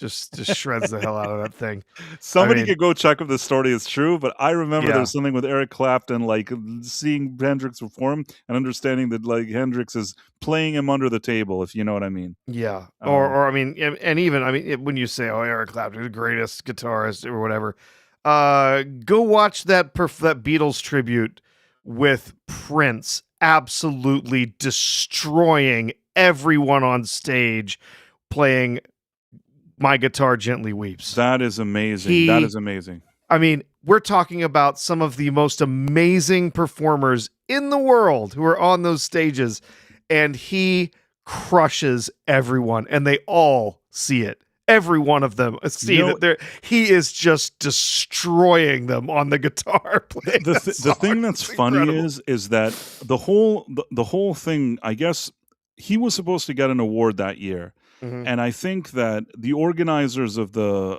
Rock and Roll Hall of Fame, they suggested they thought it was a good idea. Maybe he could join them for the tribute. I think that Tom Petty was more open to it, but some of the musicians there, and they're all kind of this clique, they didn't really love that Prince was like showing up because he wasn't in their clique. You know what I mean? Mhm. And they didn't know. The other thing is like musicians, especially in a thing where you're honoring like a Beatle, everybody's like, I have this solo. This is my solo. This is what do you mean he wants to play a solo? So there was kind of a little bit of tension. And Prince then just came to a rehearsal, and apparently, if legend has it correctly, he came to the rehearsal, and every time that he thought he was going to play a solo, each person that had the solos, because there's a number of solos in "While My Guitar Gently Weeps." Yeah, So yeah. There's a few there, and Prince doesn't really come out till the closing solo. He comes out okay, to wrap up the song at the end because this was when George Harrison was introduced right, into but the Rock Hall of initially Fame, right? it wasn't clear that he would have the ending one. I think that they thought that maybe he'd had one of them in the middle or whatever it is, but he understood that these other guitar players don't want to give up their solo because it's their solo. They don't want to give it to Prince and all that. There's all these egos. So Prince said something like, "Hey, don't worry, just play the song. Leave me some room at the end. I'll play some stuff." And like he was very kind of quiet about it. I don't even know if he played anything or they understood what he was going to do, but they understood that he wants to do something at the end. And then, like you said, the end came along. Uh, I mean, I like Tom Petty, and there's some good people on the stage there. No, there's some great performers on the Great stage. performers, There's also there's Jeff Jeff Lynne Lynne and Steve Winwood are up there, Tom Petty, n- but Prince comes out and blo- just destroys them. Yeah. destroys everyone else. And not that anyone else did a bad job, No, but no, it he was just blows everyone away. And to this day, it is one of the most incredible live guitar performances anyone has ever seen. It is incredible. it's also it's like showmanship. It's the energy, Yes. it's the vibe. He comes in, he's all in, and it's hard to take that away from him. And I think that at least like you could see that Tom Petty recognizes it. I don't know if some of the other guitar players were a little kind of again bummed out because he was stealing their thunder, but Tom Petty I thought was gracious about it. From you could tell that he's Mhm. smiling at him on stage because he knows he's doing really well. Uh, Yeah. uh, Yeah. Tom Petty is not petty. no, he's He's not he petty. I think he is the kind of guy who recognizes game, right? Unfortunately was the He kind of guy, but because he yes, passed yeah, away yeah. in recent years. But Yes, yeah. yeah, no, He recognized like this performance is completely off the scale. Like incredible, right? Dude Bro says Prince bores me. I don't know what aspect bores you Ah, about him, but I will say this. I don't have if like Prince had like 50 albums or whatever he had, I don't have all those albums. But no, I I will don't say either. this. Prince was the type of musician that was almost too good for his own good. And I'll tell you what I mean. Most of the time you have a musician, he can play guitar well, he can play this well, he can do this, he can sing. Maybe he can sing and dance, maybe he can do this, maybe he can do that. Prince could do everything. Sometimes when you have a guy that could do everything and in any style, understands any style, can start doing jazz, it could do this, could do blues, could do rock, could do this. When you have so many options, you kind of don't have a focus. And that's why like all of his albums sound so different. He does so Yeah, many yeah. things. It's not for everybody because if you like a certain style and you're like, I like this, I like the Purple Rain type of style, he's not going to give you a ton of that. He just does this, now Sure. he does that, then he did that, then he did that. But I will say this, it doesn't matter all those albums. He was a really good musician. His He was an incredible musician. right, Yes. And his sorry, yeah, go on. yeah. No. I just as he was an incredible musician as an artist, I think yeah, you're right. Like his style was continually changing. He was mixing it up, doing different things. Which that's if that's what you want to do as an artist, that's fine. That's your choice. But as sort of trying to be someone who's like a fan of a particular person's music style of music, it gets really hard when they're just changing stuff all the time. And yeah, he was very much an artist. He saw what he was doing as a kind of an art. It wasn't sort of a pop thing like a lot of musicians tend to Yeah, treat Dubrow their stuff is stuff. also saying his early stuff is better. I Yes, it also is. will tell you that I think that his earlier days, they spoke to me more, but I'm not upset at him that he went in a lot of different directions. Sure. That's the type of artist he was. He didn't want to stay in the same place. He wasn't trying to appease anybody. He now wanted to do jazz. Now he's going to do jazz. He wants to do R&B now. Like he doesn't care. He's excited and he wants to do whatever he does. And he was almost like, I dare say when you sometimes see him, I don't know if to say on the spectrum, but this man was a type of genius, and not always he was considered eccentric, if nothing else. You know what I mean? He wanted to do the things that he wants to do, and he was very Exactly. much a character. I have a lot of respect for him. I don't have to love every song that he made, but I have a lot of respect for him as a musician. Which I think was what Professor was saying. Istafobos says that he was friends with Tom Petty. That's super cool, man. I know that's awesome. That is Like awesome, man. it Awesome. would be good. It would be good to know that. Like I said, I think he was incredibly talented artist. He was eccentric, right? And I think sometimes that made it really hard for him to be more generally popular with people than he was, especially in the later years of his career. But I mean, yeah, he did have some big hits. Of course, yeah, he had Purple Rain. Although actually tell you a story, Bryce. Uh, I was just sort of had the music on in the car the other day, and I just sort of had a mix on. Like I had like a like you can put on like the stations. It's just like 80s, whatever. And it was playing something. Purple Rain came on, and it started playing, and I was like, "Oh, Purple Rain! I've listened to this forever." So we're listening to it, and my daughter is sitting in the back seat, and she goes, "Does he ever say anything but Purple Rain?"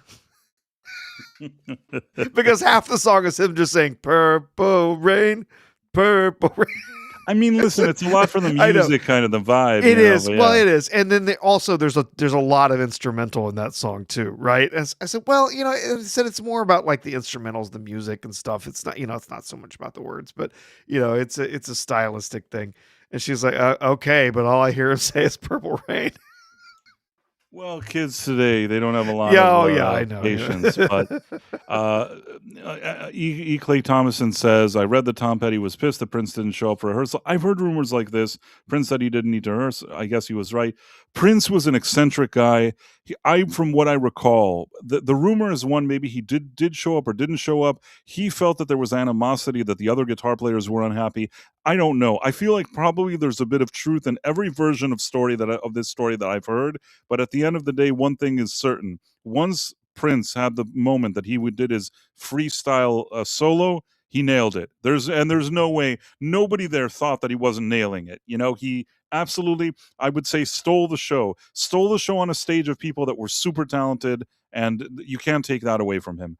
Um, the Dead Man 79 for 4.99 says, I can't think of the argument you had with Tom over Pink Floyd, but it was hilarious.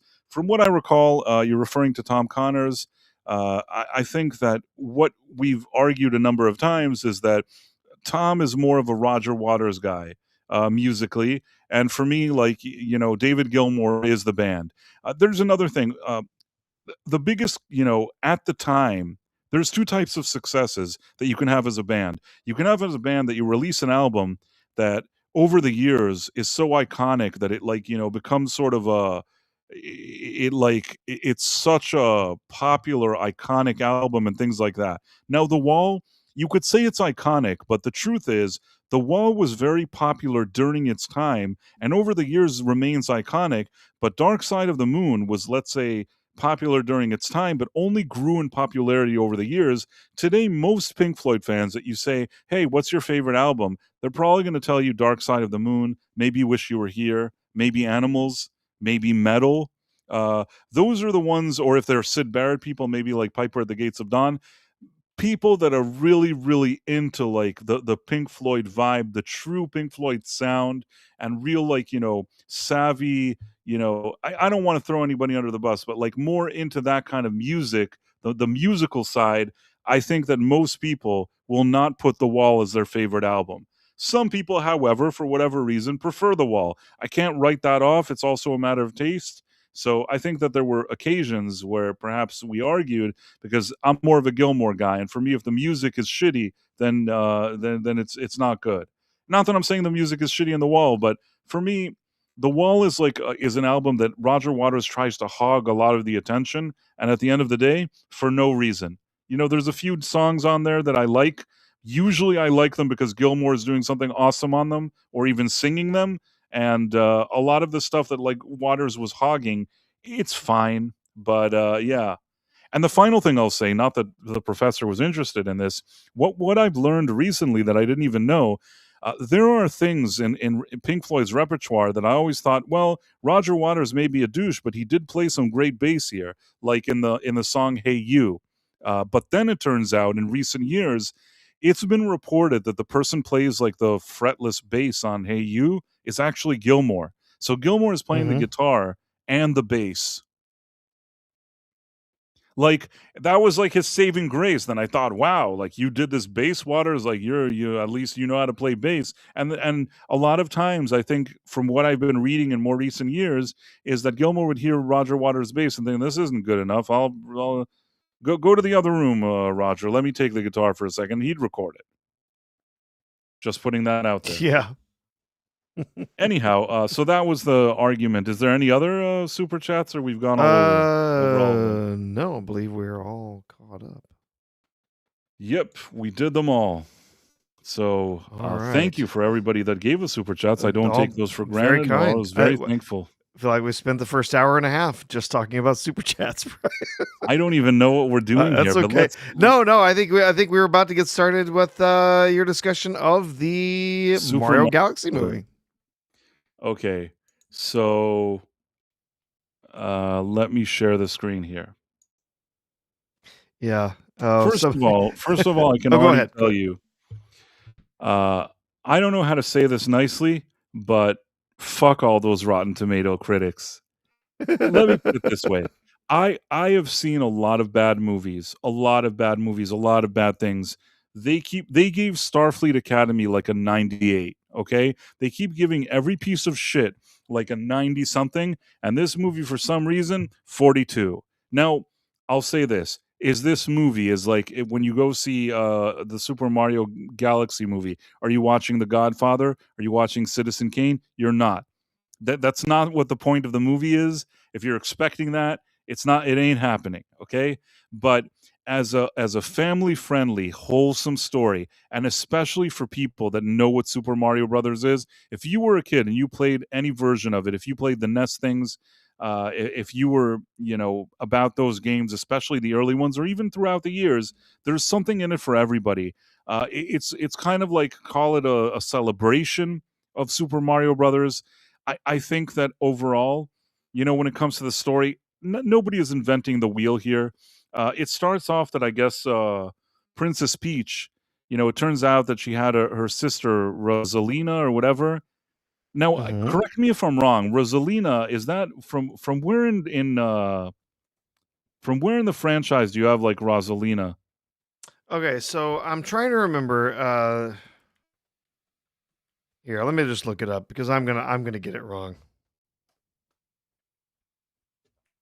Uh, Because the original uh princess, we had Peach and Daisy, and then we had Rosalina. Peach is the ruler of the Mushroom Kingdom.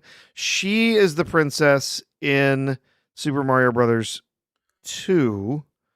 But typically she's the one that you're rescuing. Princess Daisy first appears in Super Mario Land, and then Rosalina first appears in Super Mario Galaxy and has appeared in right. a couple of the other spin-offs. Yeah. Exactly. So basically, this one explains that her and Peach were sisters. There was something that they could sort of like combine their powers and create like life or something like that. But because this was everybody wanted their powers or whatever it is. Wait, Price. Two ladies are combining their powers to make life. This is woke. I'm sorry. It's woke. I I'm don't know. kidding. I'm joking. It didn't come off that way. It wasn't. It was two sisters, and it wasn't like in a shitty way. If they were lovers, that would have been another thing. But I no, know. it I'm messing with didn't you. have a I'm bad messing. feeling from it. I'm just kidding. I'm just a little bit of mega geek there for you. You totally mega geeked me. So in any case, she sends her far away to some, wherever she is with the toads or whatever, and they raise her, and she becomes their princess, like on another planet. So we get that kind of backstory. Uh, I think I'm trying to remember. There was so much happening in this movie. Let me just try to let me see for a second, just so I don't forget anything. Let me see. So yeah, so basically they have their the older sister, which is Rosalina, tries to save like, Peach and does the thing with the kingdom and the Mushroom Kingdom and all that. Uh then you have one day, I guess, Rosalina, for some reason, she's kidnapped by Bowser Jr., who's the son of the Bowser from the previous movie. Now, in the beginning of this movie, he's shrunk because they shrunk him, and he's like a little Bowser, and they're sort of almost getting along with him. They seem like they have a better relationship with him, and he almost like he's kind of okay with them now. And at the same time, they also meet Yoshi, which is also nice. Let's put it this way: if you played these games and you see these characters and what they do with them, it's very pleasant. There's some fun to be had here. Not every movie is like the best written or has like the best like character arcs or the best this or the best that. This isn't that kind of movie. But if you like Super Mario, there's so much kind of like Easter eggs and so much sort of honoring the franchise that there's some fun to be had here. You know what I mean? Uh, Hmm. I guess after that, Bowser the son kidnaps like the Rosalina princess, and then Peach somehow some star comes to tell her the story, so she decides she's going to go like try to save her, and she leaves with like with her Toad or whatever his name is. They leave for that. Meanwhile, Mario and Luigi supposedly they're supposed to remain in charge of the kingdom and run it. And again, for example, there's a part that now that they're in charge where like there's a problem, so they go there and you have the Hammer Brothers. Now, I don't know Hmm. if you remember if you played Super Oh Mario, yes, of Professor. course. Once I saw the Hammer Brothers and like throwing these kind of like hammers at them, they, I don't know, say whatever you want. It's fun. You know what I'm saying? Like it's fun. It's stupid and it's fun and I enjoyed it. Also, like different parts that they arrive and like something happens that maybe you're familiar with from all these different games. From all the years, you hear a little bit of the music from that game. Sometimes they Nice. kind of switch and show a little bit of the graphics from the game. There's a lot of very creative ideas here. I really like the way they honor the source material. If I don't know how else to explain it. Do you get what I mean? It's like Mhm. it's basically them saying, and I felt that about the first movie. It's not that the first movie, I can barely remember what was even in it, but I remember sitting and being pretty pleased throughout the whole movie because I felt it was saying, you like Mario Brothers? Look at all this cool stuff. And that's how I felt about the first one. And I feel like the second one continues that idea. With all of that being said, Mario and Luigi then, like, there's a situation that this Bowser Jr. comes along and he frees basically the father Bowser, and he kind of reminds him that he's like this badass leader. He's kind of gone soft now. He has to be like this badass leader again, and a lot of stuff happens at the end. Like Mario teams up with Peach, and they try to like save the sister and do all this stuff. And meanwhile, you also have the Star Fox guy and all this other stuff. It's all very fun. There Mhm. were a few like things that happened here in this movie. I don't know if call them Easter eggs or whatever you want to call them, references that I was surprised they put in here, because some people, if they're not like old school like myself, would not even know what they mean. Do you remember like the Game and Watch Donkey Kong? Oh, yes, absolutely. You know I how played that Mario tons when was I was a like kid. this, like there was no color, so it was just like this black figure, Yeah, shadowy thing. I don't yeah. know how to explain it. There's a part in this movie where that Mario like appears, and I'm like, man, this is such a deep cut. You know what I mean? Like the fact that like you have the guy from like the Game and Watch. I was impressed. The other thing that happens, there's one part where they're like, do you remember how there was Rob the robot in NES? Mhm. NES. Yep, I remember So Rob.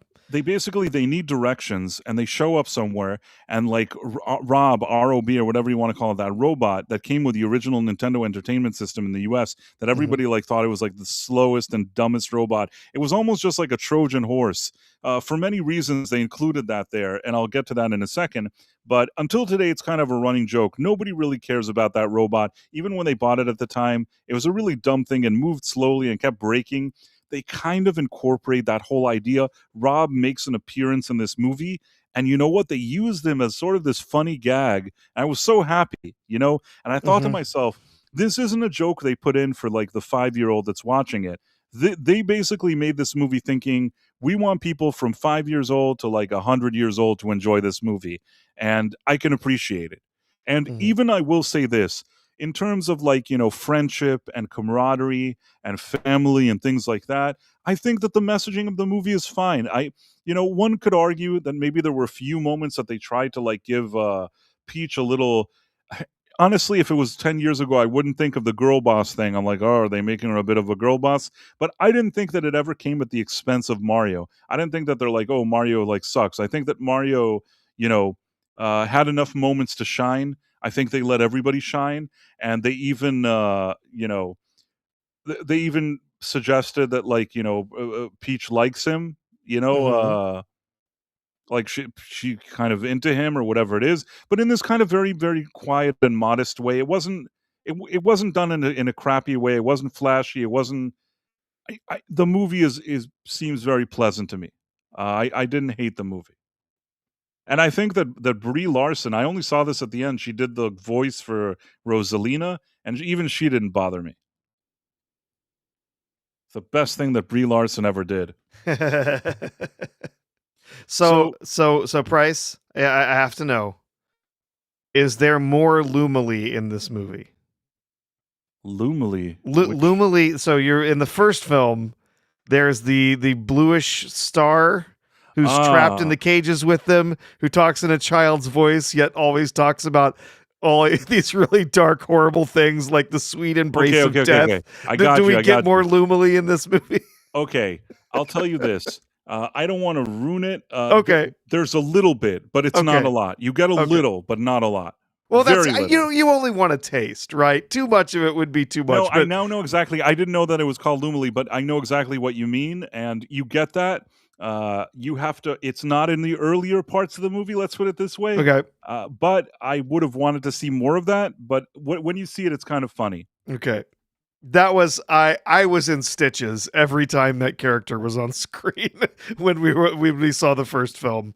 Uh, with the little kid's voice talking about the only way to escape is the The sweet real head embrace case. of death. Stuff like that's like, I think they could have used that character more, but it was nice that they did bring him for something. So yeah. you have to watch the whole movie. The real head case says, Price, did you like the Girl Boss moments and the new movie? You haven't seen it yet, right? No, I did see it. I have seen this movie. I couldn't tell you what happened in it if I didn't see it. I absolutely saw the movie, yeah. And the girl boss moments, there was maybe one or two moments that I thought maybe they were overdoing it a bit with Peach, but it wasn't. It was never mean spirited, and I never felt that they're like making Mario look dumb or like not competent or anything like that. I thought that this felt like a very fun and very wholesome movie for people of all ages, for families, and most of all, if you like Super Mario, if you grew up playing Super Mario, if you like Super Mario, I feel like there's a lot to enjoy here. And they made the movie for you. They made the movie for people that like Super Mario, and I think that this 42% doesn't reflect what I think of the movie. Again, it's an animated movie. Just for example, let me give you an example. Let's see what they gave the movie Wish. Just out of Oh, I'm sure curiosity, they gave it boffo reviews, right? what did they give Wish? You know what? They gave it a 48%. So at least It I'll give didn't them even credit. deserve that. No, it didn't That's deserve it. It was a terrible movie, Wish. So I guess what I'm saying is that they gave Wish 48. I'm surprised they gave Wish 48. Like that, like I would have given it a low score, but I'm surprised that they did. But let's put it this way: as opposed to which I was miserable watching, I thought that this was fun. What other movies? Let's think of other movies. What could they have given? What's sort of a crappy animated movie from recent years that they probably could have given a good grade to? mm, oh, I don't know. Can't even remember. Yeah, well, they were crappy, so I guess I Oh, crappy, we can't remember. s- Bottom line is that I think, to me, in my humble opinion, I think that 42% is very harsh. I wouldn't have given it that. What did they give the most recent Ice Age movie? Like, wasn't there one made just like like a couple of years ago? Ice Age. Uh, What number is it? I don't even know. oh gosh, I think was it Uh, called Buck Wild or something like that? I can't. It was uh, uh yes, Adventures of Buck Wild 2022. Okay. Maybe I don't know. That might have been straight to streaming. I don't remember. they Oh, gave that a okay. They did 19%. give that a terrible review. Okay, good. Because I'm I just think I remember somebody telling me it was one of the worst things they had ever seen. I can't think of a lot of animated ones in recent years, but all I know is that 42% seems very harsh to me. What did they give Mufasa? What did they give that one?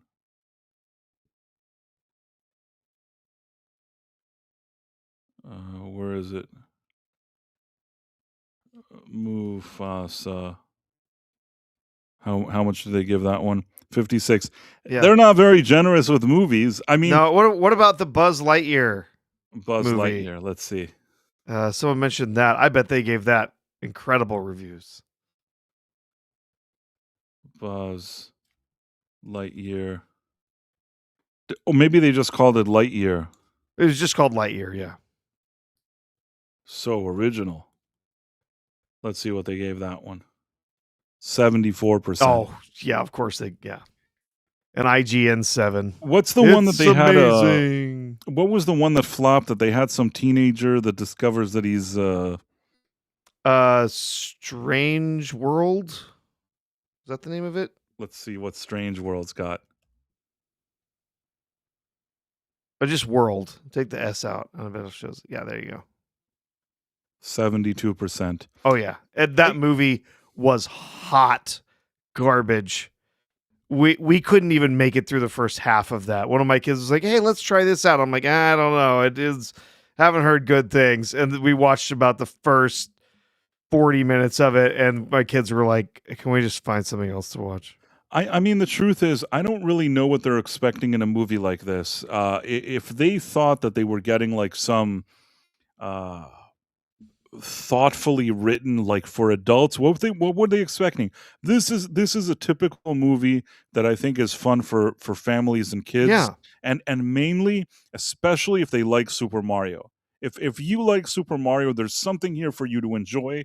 It was a situation that I kind of found myself just kind of not in a bad mood watching it. I'm like, "Oh, ha, ha, I see this," and there was a lot of stuff, "Oh, he's wearing this suit now." I'm like, "Oh, this is from Super Mario Brothers 3. Oh, this is like, this was, from Super Mario Brothers World.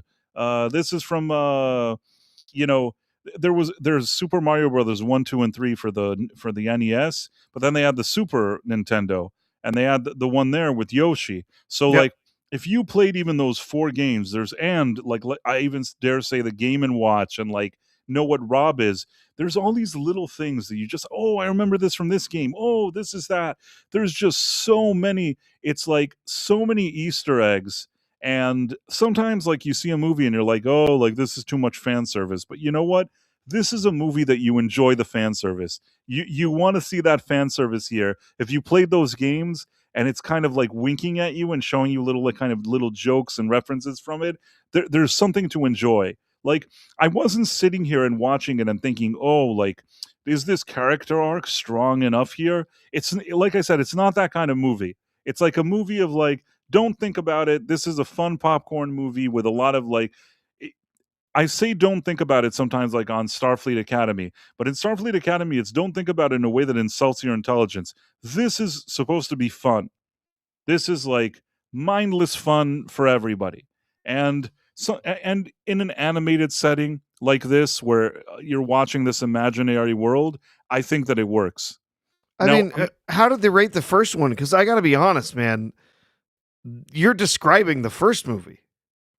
let's see. It was just like, there was quite a bit of fan service, inside jokes, recommended stuff like that.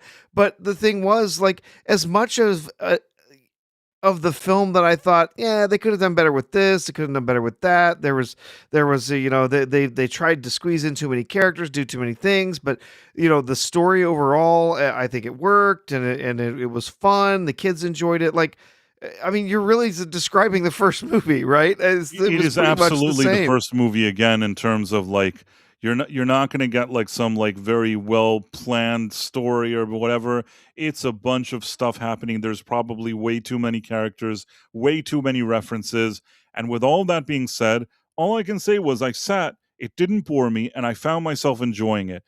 I could recognize some flaws when I saw it. Uh, I guess what I'm saying is maybe this is the best way for me to say it. Uh, if I were to give, like, a critical review where I'm, like, treating this as like this some kind of high art, and I'm looking at every scene and dissecting, like, the narrative and the plot developments and the things and the characters and all this stuff, I could probably have a lot to say about it. But this is a movie that I think is made more, for lack of a better term, for the kid in me.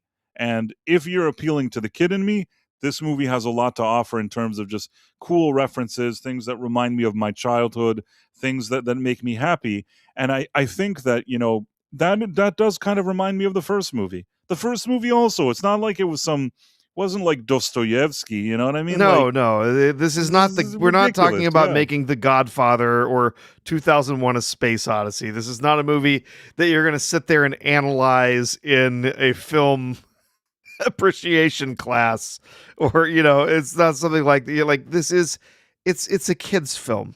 And no, that doesn't mean it has to be dumb. That's not what I'm saying.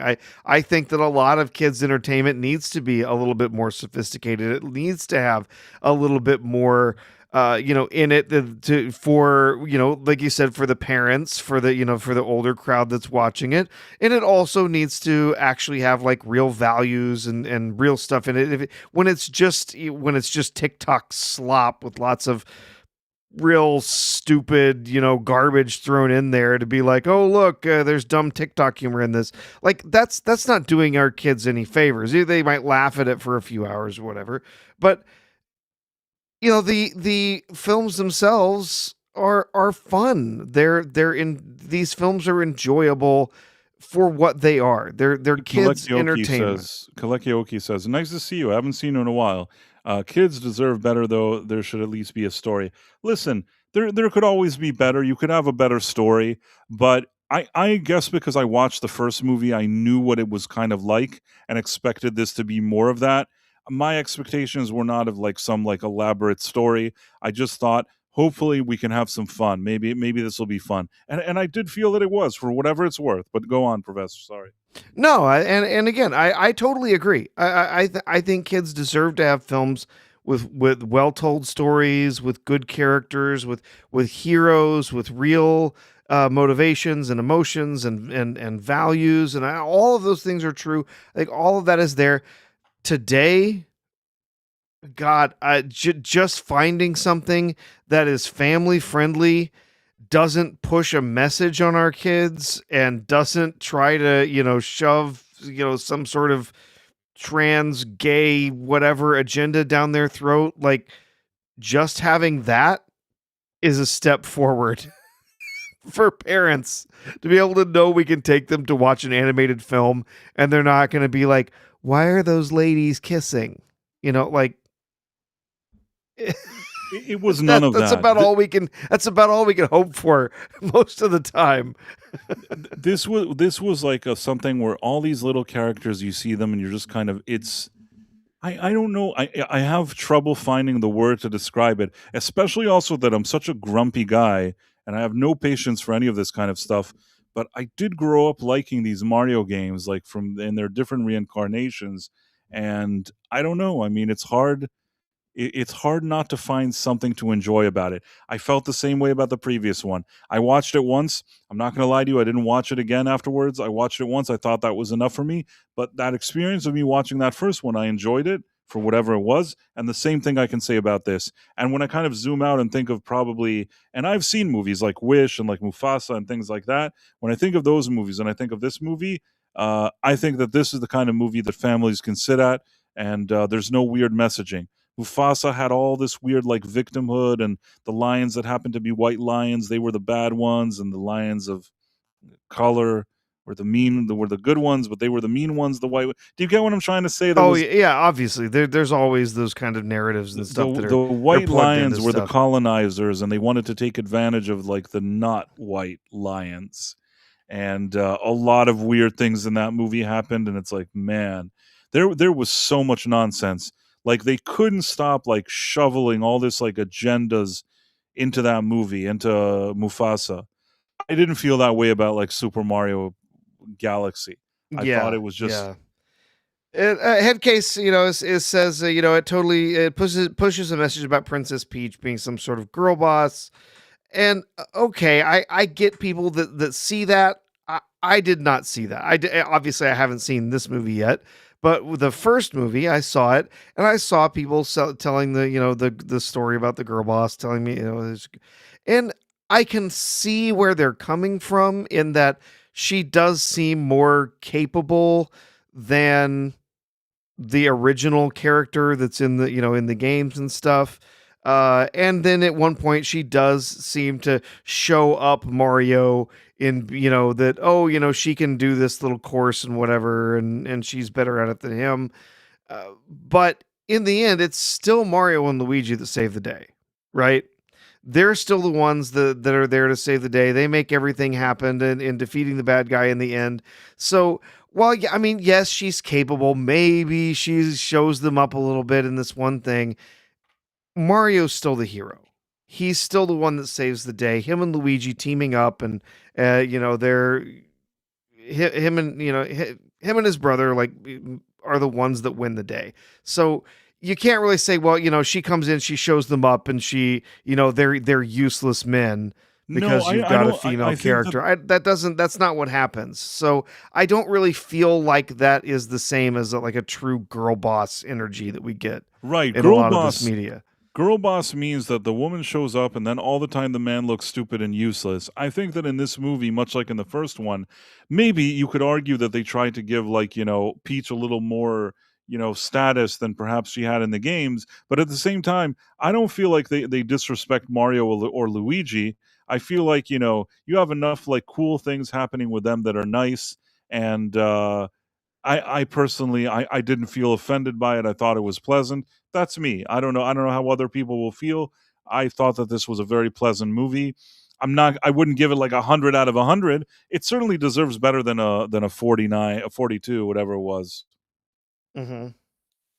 Like 42 almost seems like these guys are bitter. It's not a Disney movie. It's something that like, Nintendo is a Japanese company. It has Chris Pratt on it, which they don't like. It has some male that's not completely embarrassed every second. The people that give these kind of grades probably hate this stuff. But and probably never played a video game or anything. Because I think that if you know what, like, Super Mario Brothers is, this movie at minimum would have gotten, like, at least even from all these grumpy people, they could have given it, like, a 60, you know what I mean? Like, even all the grumpy people that just are jerks, like, could have given that thing. I would have given it a bit more. I wouldn't give it 100, but I'm saying, like, this is a fun movie. There's something to be said for a fun, in my opinion, wholesome movie all ages can enjoy, especially if you like Super Mario Brothers. So yeah, Yep. we'll see. I think it's going to make money. They can give it whatever grade they want. I think this thing is going to make money. I feel like whatever reviewers here are just bitter weirdos. Out of curiosity, what are their reviews? What are they saying? Kermode and mayo. It's not good.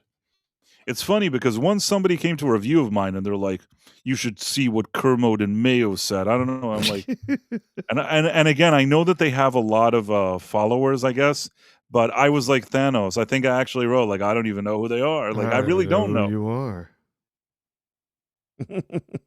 So, this one person says, "The Super Mario Galaxy movie provides quick and easy entertainment. It's not that the characters lack charm or emotional resonance. However, the plot suffers from the sheer overabundance of characters and subplots, which weigh it down. It is all over the place. I thought it was still fun."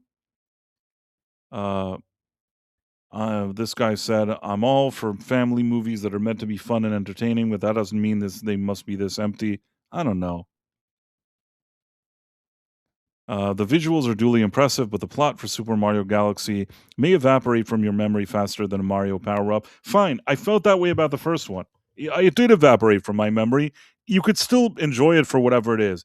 The plot is all over the place. They did try to shove in too many characters and too many things. All true. And somehow, like I said, I don't have any scientific explanation. Maybe it's the kid in me. Didn't hate it. Randy Myers, it gets tiring. Returning directors Aaron Horler hit us with one action rush after another that never allows any of their characters room to breathe or come to life. Objectively impressive on a technical level, but why does it exist? The answer is quite simple: fan service. Nintendo sees this clearly and also sees through it dollar signs in their eyes. Yes, like I said, there is a lot of fan service, but if you like these games, it's not the worst thing. In Star Wars, I don't need fan service every second because you really want the story there. In an animated Mario movie that he's hopping around from planet to planet, you know, if it's a lot of fan service, it's not the worst thing. Do you get what I'm saying? Oh yeah, I get it. Mark Mazurler, about a third of the way through it, we wished we were a reset button. All the Super Mario Galaxy movie has, unfortunately, is the messianic fervor which it throws everything at us. It's very busy. He's jumping from place to place. You'll see a million. But you know what? A lot of these things that they were shoving in there were from different games, like suits that he wears. Like I said, the Hammer Brothers, things like a lot of things that are these little references. And if you like this world, if you like these characters, if you grew up with it, you can appreciate it. I assume that if you're just some grumpy guy that never played a video game, maybe you don't appreciate it.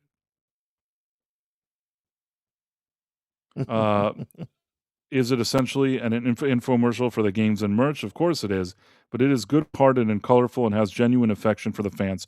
You know what? She calls herself Movie Mom. I agree with you. That is a good way to, you know Yeah. Maybe it's not sophisticated, maybe it does have plot issues, but it does what the fans want it to do. It gives them lots of fun that's references and all it is, stuff and like it's that. very And, much and you just know how the first movie is. This isn't suddenly like, oh, they saw that the first movie was busy with a lot of nonsense, and now they wanted a different type of movie. Nope. The first movie, they made a ton of money doing the fan service thing, and they're like, let's just do more of it. And there's nothing wrong with it.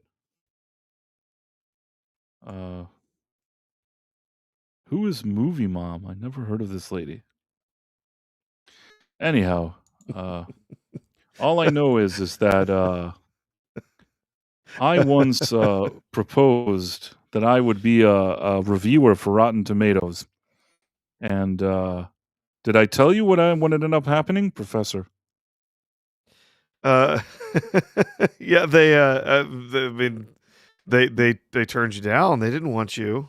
No, first they didn't say Yeah. anything. They Oh, were yeah. supposed to give by a certain date, give me an answer, and they reserved the rights. Like basically they had about like 9 months or a year or something to give me an answer. Of course, the time passed. They never gave me an answer. So I reached out to them and asked them what happened, and they actually answered me.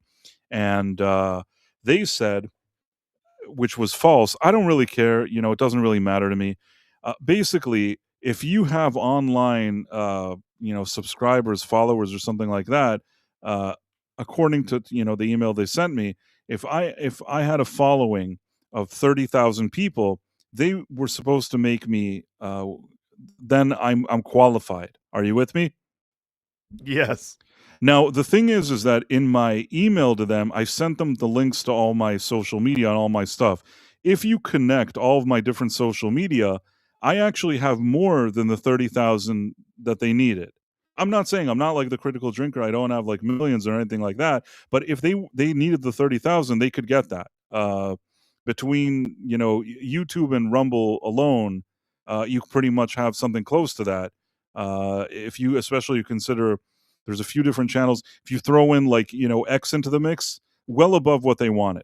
Are you with me? Mm-hmm. So I wrote to them and they wrote to me, well, you don't if you only had like 30,000. And in my email to them, I showed them even prior to this, knowing because I knew they would say something shitty like that. So I sent them all the information. And if they calculated it all, it's more than what they were blabbing about. But they're like, nope, you don't have the thing. And they did something where like they wrote to me from an email that I think like I couldn't reply to or something. I know this was a personal thing, but I figured I never really thought they were gonna make me a critic, but it's just like, what are we playing games? Not only that, I'll tell you another thing, Professor, if you look at the people they have that they consider critics, a lot of times you'll see that they're YouTubers and you click on it and it's YouTubers that have like three subscribers. So do you know why that happens? Oh, no. So at their discretion, they can decide if they wanna give somebody with like 2 followers, uh, uh, you know, make him a Rotten Tomatoes critic. So Oh, yeah, of if course. for example, I'm not saying that this would have moved the needle. If let's say I was diverse and a member of the LG whatever community, and you go to my YouTube channel, there's like 70 flags, maybe like even with 2 subscribers, they would have said, "Oh, this is the kind of guy we're looking for." You know what I'm trying to say? So it's a very strange system because they have a lot of people that don't have like the 30,000 followers and they give it to them because they like whatever it is that they're peddling. And then people that actually meet the criteria of what they wanted, which was me, they tell me, well, you didn't meet the criteria. And then they run away. They write from an email that like I can't reply to and like they run away. They're like, it's like a no reply thing, or they wrote, don't reply. I don't remember now. I don't think I could have tried for the original email to write them again, but you know what? I just figured, fuck it. Like I don't really care that much. I wanted to see what their reasoning was, how they accept people, who they accept, and let's be honest. They went to the YouTube and the Rumble. They must have looked at my videos and they saw. Who knows if they even pressed play on one? All they had to do was see the thumbnails, and they're like, nope. Nope. Like they look like a bunch of like Starfleet Academies or whatever it is. Like they probably saw that. They're like, we are never giving this guy. The Starfleet Academy on Rotten Tomatoes has like a 98 score. You know what I mean? Like a 98%. Of course. You think they're gonna see my thumbnails and give me the thing? But there's something just so shitty about this and so corrupt. And I think it's annoying. So I was joking with Putin in the chat. He said Pixels was the best video game movie, and I told him to leave. Because that movie was such utter garbage. I was joking. I was joking. Tim Hayes is like, is he causing trouble? No, that So movie's awful. It's so bad. I can't even remember if I finished it. It was so terrible. Uh, Yeah, I don't know if I have ever even watched it. I mean, I was curious to see what it was, I just didn't get a chance to, so The it is what Adam it is. Sandler thing, But, it was so listen, bad. Adam Sandler has his own shtick. I don't always have He patience does, but for it. that doesn't mean it works for everything though. Like No. there's plenty of things where it worked. I actually enjoyed the new sequel that he made to Happy Gilmore. I thought it was fine for what it was. They did a lot of the same things they did with the original films. There was a lot of callbacks. There were a lot of really convenient sort of silly story things, but it's not complex. It's sort of a stupid comedy, right? And I thought that it did things pretty well. It wasn't amazing. It was not this as nearly as high quality as the original Happy Gilmore, but I thought it was fun and I enjoyed it. A lot of the more recent stuff that Adam Sandler's done has been abysmal. So I was happy to get something that was at least enjoyable on a basic level I have compared to a some of his question stuff. here. The Real Head Case says, "Price, if you wanna refer to me, call me by name and we can have a conversation." I have no idea what you're talking about. I don't think I referred to you at all. Am I missing like, I missed some part of the conversation? I have no idea what's going on. I He said something about, "Did you just call me a bitter weirdo?" I oh, I don't I didn't say that. I I never don't said think that. so. I don't If he believe said that, I don't think he was talking about you, Ed Case. never said that about you, but, Yeah. Istophobos says Waterboy is a masterpiece. Listen, he has some movies, especially in his more kind of early days of his career, where I thought that at the time, a lot of that kind of humor hadn't exactly been done the way he does it, and they were kind of fun for whatever they are. But he was young, the humor was silly, and it kind of worked in certain situations. The problem is he got older over the years, continued to rehash the same kind of thing, and I mean, I think that over time it became not as fresh as it was. I don't hate Adam Sandler, but I'm also not a guy that like every second I'll watch all his movies. He has some old school movies that are not terrible, but you know, it is what it is. That's the best way I can describe it. Okay. I think Headcase is saying that we were talking about the comment that he made about Princess Peach being a girl boss. So No, I I didn't brought say that you up. were a weirdo. I didn't say you were a weirdo. I don't think that's what we meant to say, Headcase. We weren't saying that you were a weirdo. We never said that. Just kind of saying that, like, I don't, we're not seeing the girl boss side of things. I see where someone could get that from, but I just don't. When I'm looking at it, when I'm watching the movie, I don't see this as the type of girl boss that we've gotten in so many other projects where she's always showing up the men. Yeah, it's She's not obnoxious always in the my one who opinion. has Yeah. to win every single battle, every single argument. She's always, just she's the best at everything, right? The Mary Sue. I don't see that, right? I don't see that in what we're, you know, in the girl boss thing in there. I there was never anything intentional meant to You could call you any argue kind of name. the way I see it, you could argue that this movie, like I said before, they give Peach a status more than she has in the games. But at the same time, even if they do that, it would, for me, be a full girl boss thing if she was treating Mario disrespectfully all the time. And I don't get that impression here. You could argue that that maybe they made her a little more girl bossy.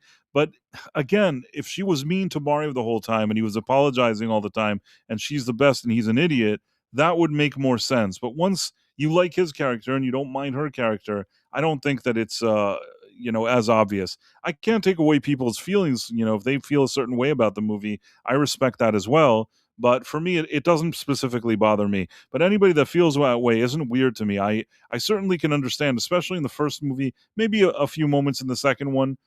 Not enough for me not to enjoy the movie, but I can't tell other people what to enjoy, not enjoy. Never said weird people if they feel that.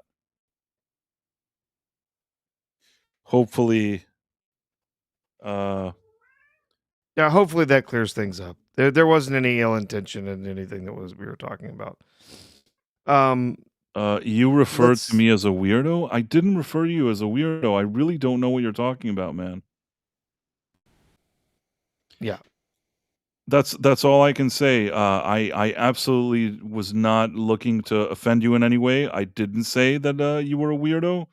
I think that you've misinterpreted what we were talking about, and that is what it is. I don't really know beyond that what to say. In any case, what else were we talking about, Professor? Well, let's see. There was a bit about the. Uh, let's see. There was the stuff that the newer responses, more recent responses from Papa Esidu about some of the backlash behind Snape. Um, him being cast as Snape. So I was actually wasn't sure because I hadn't read any newer articles from that or any newer interviews. So we had that, and we also had some of the backlash also coming from comments made by Millie Alcock. I think that we were going to talk Wait a about that. second. I really don't know what you're talking about. We were talking about Mario, and you said people should not talk about it because Mario weirdos will always say something. I really have no idea what you're talking about, man. I really listen, if I did something stupid and I offended somebody or whatever it is, I would tell you, listen, I understand the situation. I would file whatever is going on here as a misunderstanding. If I wanted to, if I was looking to offend or say anything, I would tell you, yeah, you know what, I did that. But I really think that you're interpreting something in a way that I don't really know what you're saying. I was saying something about weirdos, but I never said that the people that think that Peach, was too much of a girl boss. I didn't say that they were weirdos for thinking that. I think that the I actually said that I think that there were a few moments that you could argue that, but overall, there's enough pleasant moments, and I think that Mario is respected, which is why I didn't feel that way. But I can't dismiss somebody's feelings if they feel that way. Certainly saw a few moments like that in the original movie. I even said I think when I started this review that I saw it in this new one a little bit, but I didn't think it was in a way that would ruin the movie for me. Don't recall ever saying that anybody that felt otherwise was a weirdo. It's just not like me to do that.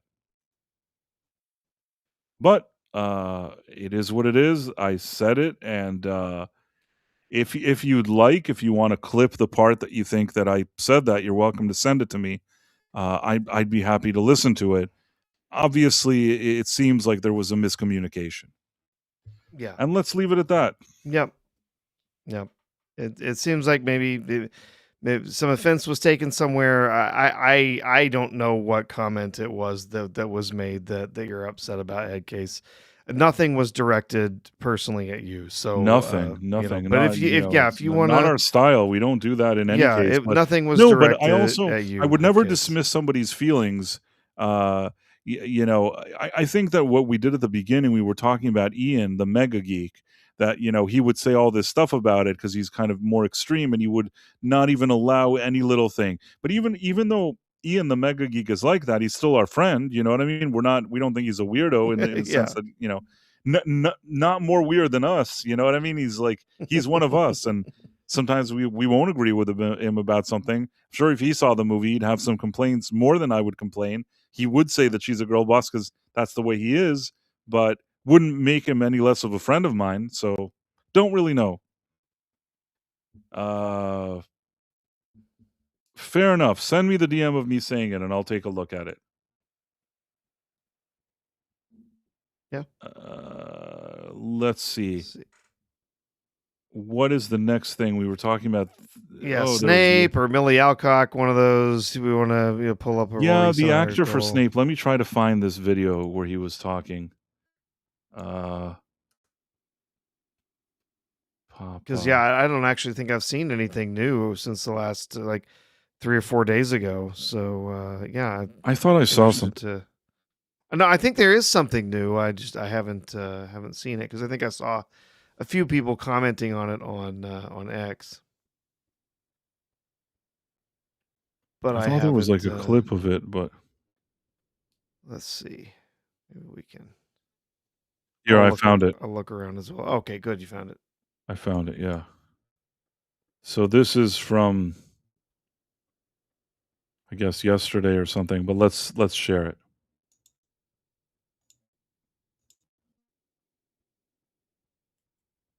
There have been some extreme responses, and I'd be lying if I said that, I'm a completely impenetrable be robot automaton, But like, I mean, there's another question to do with like how you receive feedback and like social media and algorithms and why it is that certain things get pushed to the front and certain things don't. It's another question.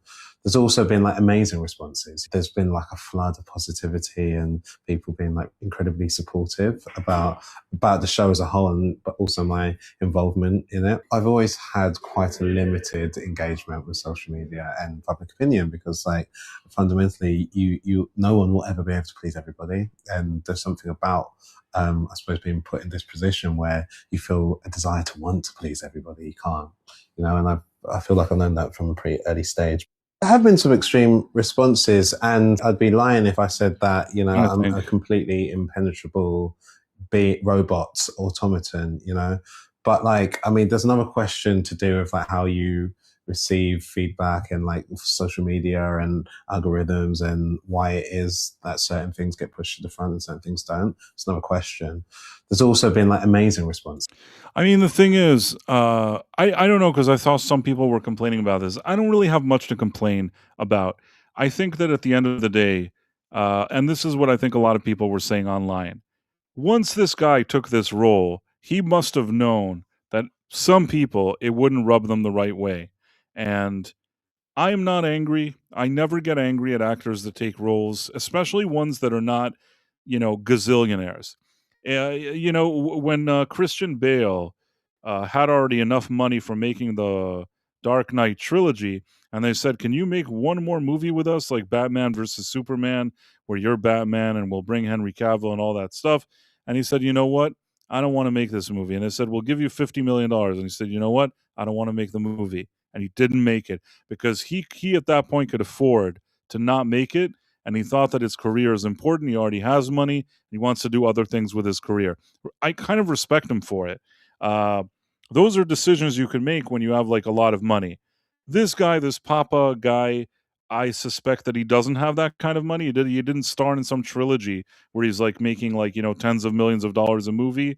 So for him, they offered him a role on this series. It's a high profile gig. He wants to make that money. I can't hate him for it. I would take this role too. I would take whatever swapping, whatever you tell me, whatever. I don't care who it is. It's like if you say that it's Fat Albert and I'm playing Fat Albert now, I'm playing Fat and I get $1 million. I'm Fat Albert. If you want me to play like Malcolm X, pay me $1 million. I'm Malcolm X. Snow White, I'm that Snow White thing. Yeah, I'll do that. I'll play Agatha and Agatha all along, Professor.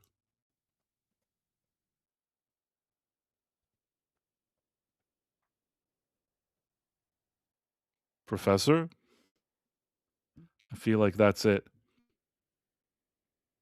This me playing Agatha was the end of the road. I feel like there's something wrong with can anybody hear me? I hope you can hear me at least.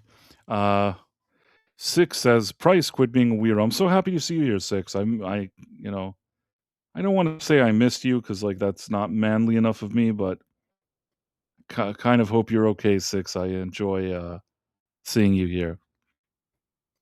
And yeah, the people hear me. Oh, it's Professor that has a mic issue. So I would take any role. You pay me $1 million, I'll do the role. Like surprising ones that you think you'd never do that. No, I'll do it. I'll do that role. I'll play like Dora the Explorer. You do that movie. You need like the Dora. I can be Dora. What else? What else do you have? I'm trying to think what else. What other shows? Stupid things. What other kind of weird movie? The Acolyte. I would play like the Amanda Stenberg's role or whatever it is. I'd play both of them. I'd play her and her twin. And you can even put like the braids on me. I'd wear like the braids, and I'd be like, both roles, both sisters. Uh, Osha. What was the name? Osha and May. I would play both Osha and May. For another few $100,000, I'd play like, Kate Moss's role. In Ahsoka, I would play like the green Hera Syndulla, or whatever it is. Play her. I'd play Sabine. I'd play I'd play like Ezra Miller. Whatever you want. You give me $1 million, I'll play not Ezra Miller. What's it called? Ezra Bridger. By the way, I saw that like the drunk 3PO is like hanging out with like Ezra Bridger. I have to wonder what's going on with drunk 3PO. He has such a random set of people that he runs into. But I saw that he did a video with the actor that plays Ezra. I never had anything against the actor that plays Ezra Bridger on that Ahsoka show. The problem is that they took the only thing that was half decent there, and in Star Wars Rebels, like his character was like decent, and just completely made a mockery of it 5 seconds, after you see him on screen. They made him into a goat farmer. And yeah. I could play the Olsen twins in a remake of Full House. I totally could. I could play Candace Cameron Bure, whatever her name is. Could play that as well. So yeah, I guess what I'm saying is I don't have any hate for the actor. He got a gig, he took the gig, and he did it. I never feel that way about actors. People want to work at the end of the day, especially ones that aren't like huge actors. I felt the same way about like Kelly Marie Tran. I know that there were maybe possibly a few people that were mean to her, but I felt like a lot of people like me thought to themselves, well, she wasn't really a known actress. She hadn't been in any movie, and somebody offered her like $1 million to be in a Star Wars. Generally speaking, in a situation like that, the only answer you can give is yes. Especially at that time where it was like the most highly anticipated Star Wars movie in like I don't know how many decades.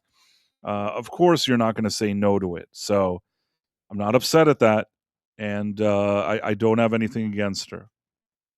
Same with I'm trying to think. I even said that about Halle Bailey, who played the Little Mermaid. She seemed like a nice young lady anytime I saw her in an interview. I thought her singing was fine. I didn't hate her. I don't think that was good casting. The other thing also is that it's not only that they cast Halle Bailey as the Little Mermaid, they took the Little Mermaid story and changed it around to fit quote unquote like modern times, modern audience or whatever it is. And yeah, it was an insult. Never had anything against the actress herself.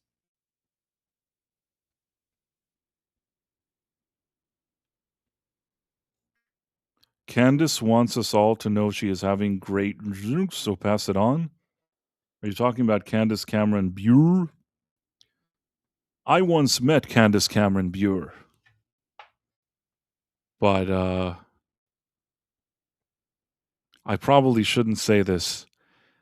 There was an event that I needed to be at earlier than I arrived, and there was a danger that because I was late, I couldn't get into this event.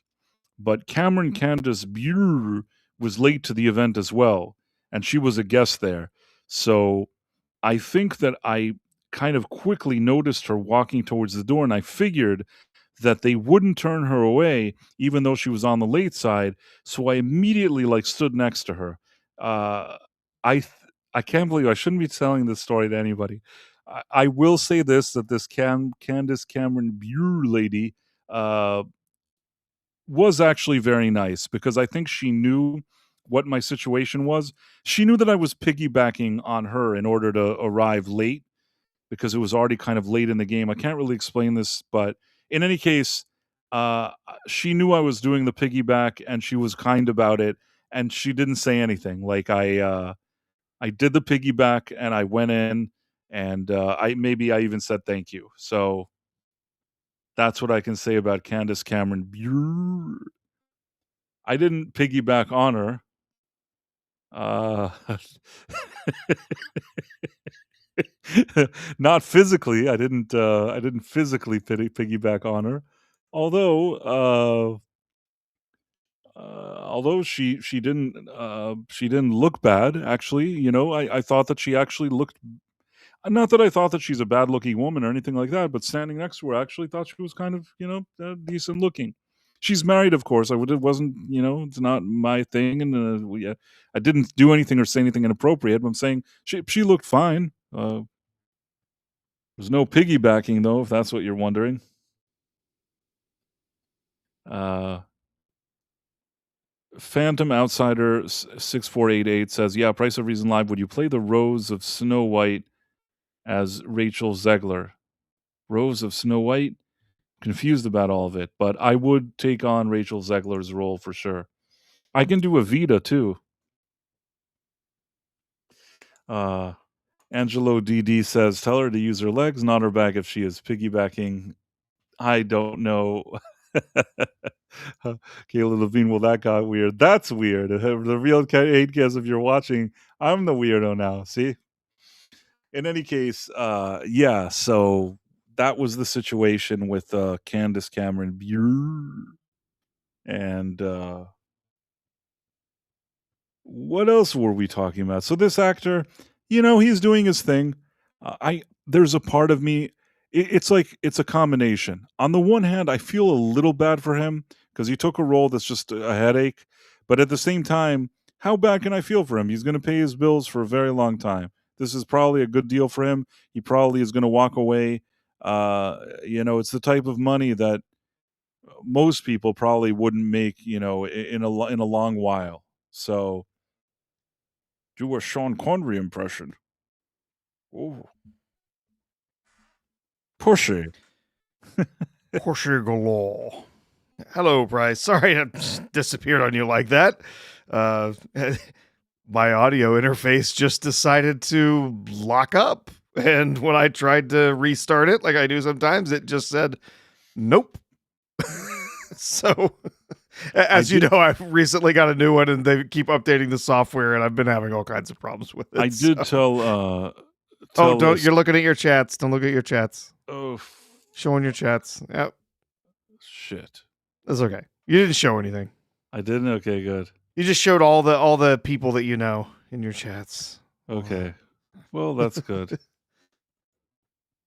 Do I know anybody good? So yeah, thankfully there's nothing important. I don't talk to anybody of anything important. Yeah, no, it's okay.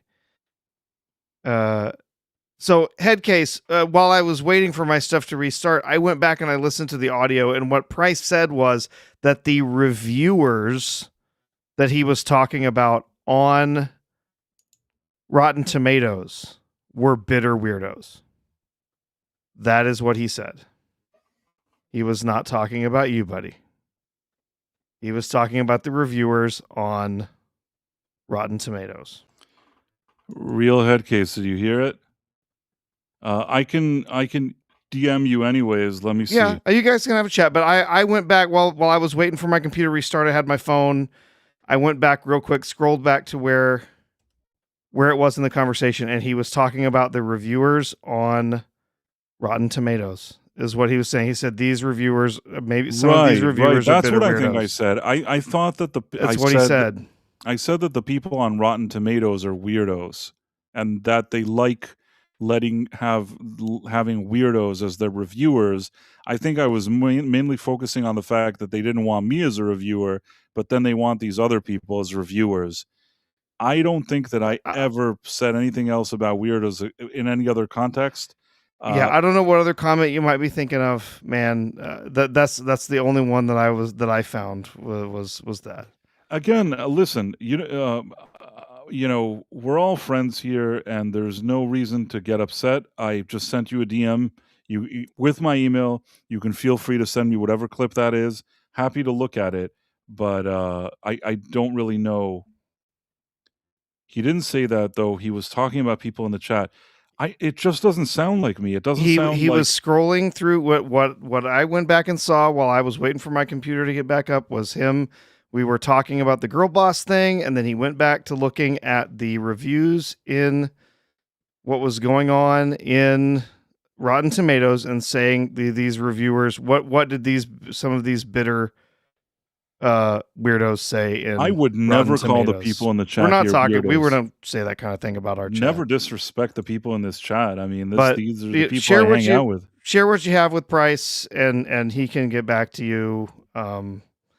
We weren't saying that about anybody in chat. He was talking about the reviewers on Rotten Tomatoes. So You know, well, we can move on from here. We can but move yeah. on. Misunderstandings can happen, and It I believe happens. that's what this case is. But you want to send me a clip, I'll be happy to look at it, and I'll get back to you. In any case, yeah, that's what I think. I was talking about the Rotten Tomato critics. Anyhow.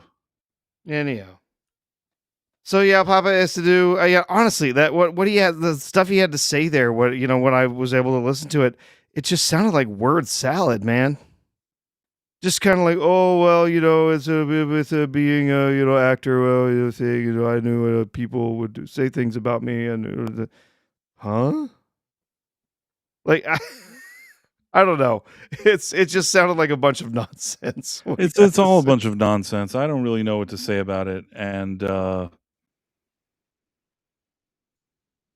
yeah, it's all just weird stuff.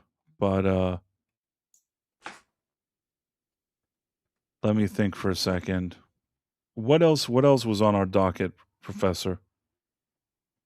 We also had some stuff about Millie Alcock. Did you have some other stuff about Millie Alcock to Well, discuss? I think that she the other day was saying like, the people don't like that there's a woman hero or whatever it is. Oh, not a woman Millie hero. Alcock. Oh yeah, because we hated Wonder Woman. Everyone just hated her. We didn't want Wonder Woman in in any popular media because woman heroes are gross. Oh, and now of course they're doing this bullshit. The Hollywood Reporter with their bullshit. I can't stand these mainstream media things. Yeah. Shut the fuck up. Supergirl star Millie Alcock just proved her point about fan black. She didn't prove any point. Alcock is getting ironic backlash for pointing out that young women in franchises get backlash. Rachel Zegler, Sydney Sweeney, Jenna Ortega, Melissa Barrera, and Bella Ramsey can probably relate. Okay, this is all very weird. Rachel Zegler, she sure can understand it because she did the same thing that Alcock is basically doing. She started doing that thing where they start blaming the fans for not liking women and heroes and whatever when the movie hasn't even come out yet. Yep. I think that, doing this kind of victimhood thing, which is similar to Rachel Zegler, that's fine. Sydney Sweeney, I don't remember her doing any of this. I don't know why she's even mentioned here. I don't remember. Were people mean to Sydney Sweeney for no reason? Yes, but it's probably because they perceive her as a white, right-leaning lady. That's probably why they don't like her.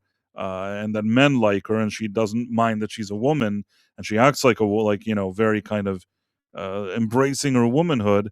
I think that's why they don't like her. Has nothing to do. I don't understand why she's being mentioned in this sentence with both of them.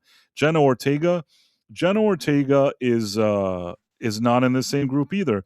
Generally speaking, most of the time, people are pretty okay with Jenna Ortega. Now, I will say that the only thing I'll say is that most of the time, she doesn't talk about politics and just minds her own business and does her movies. I like that.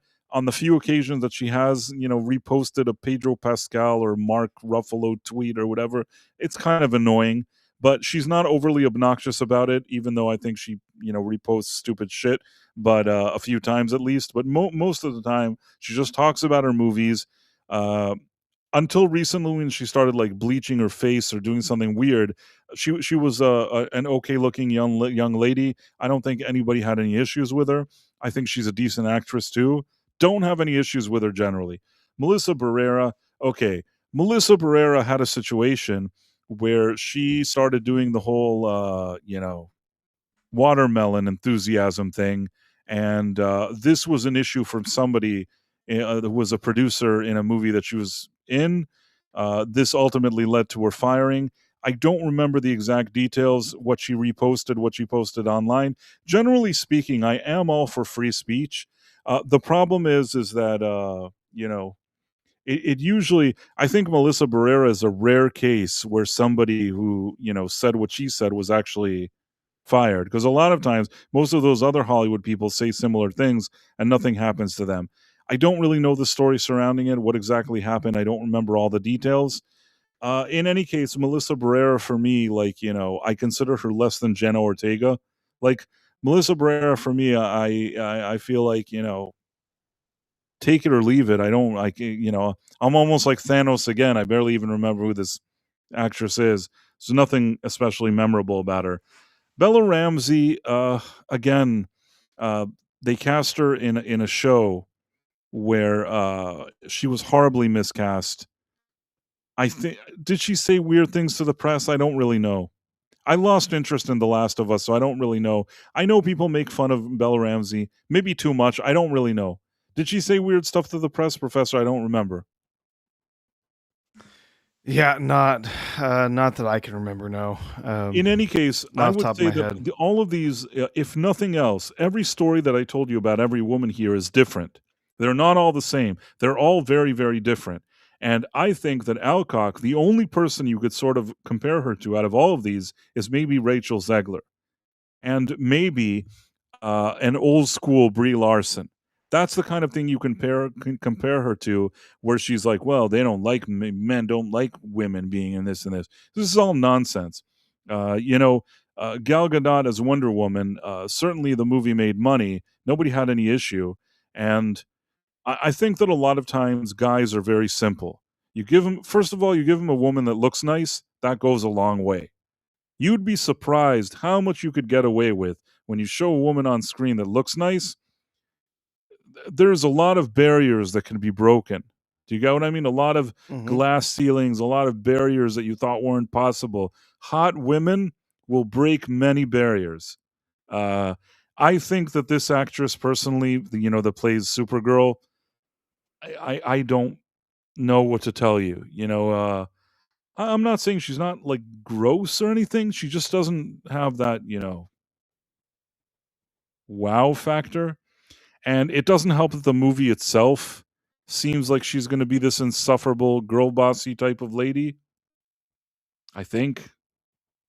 It does feel that way, right? It's pushy and always the best at everything. Yeah, yeah. It just feels like another case of this. Um, I'm gonna be a dad. Oh God. Uh, 6.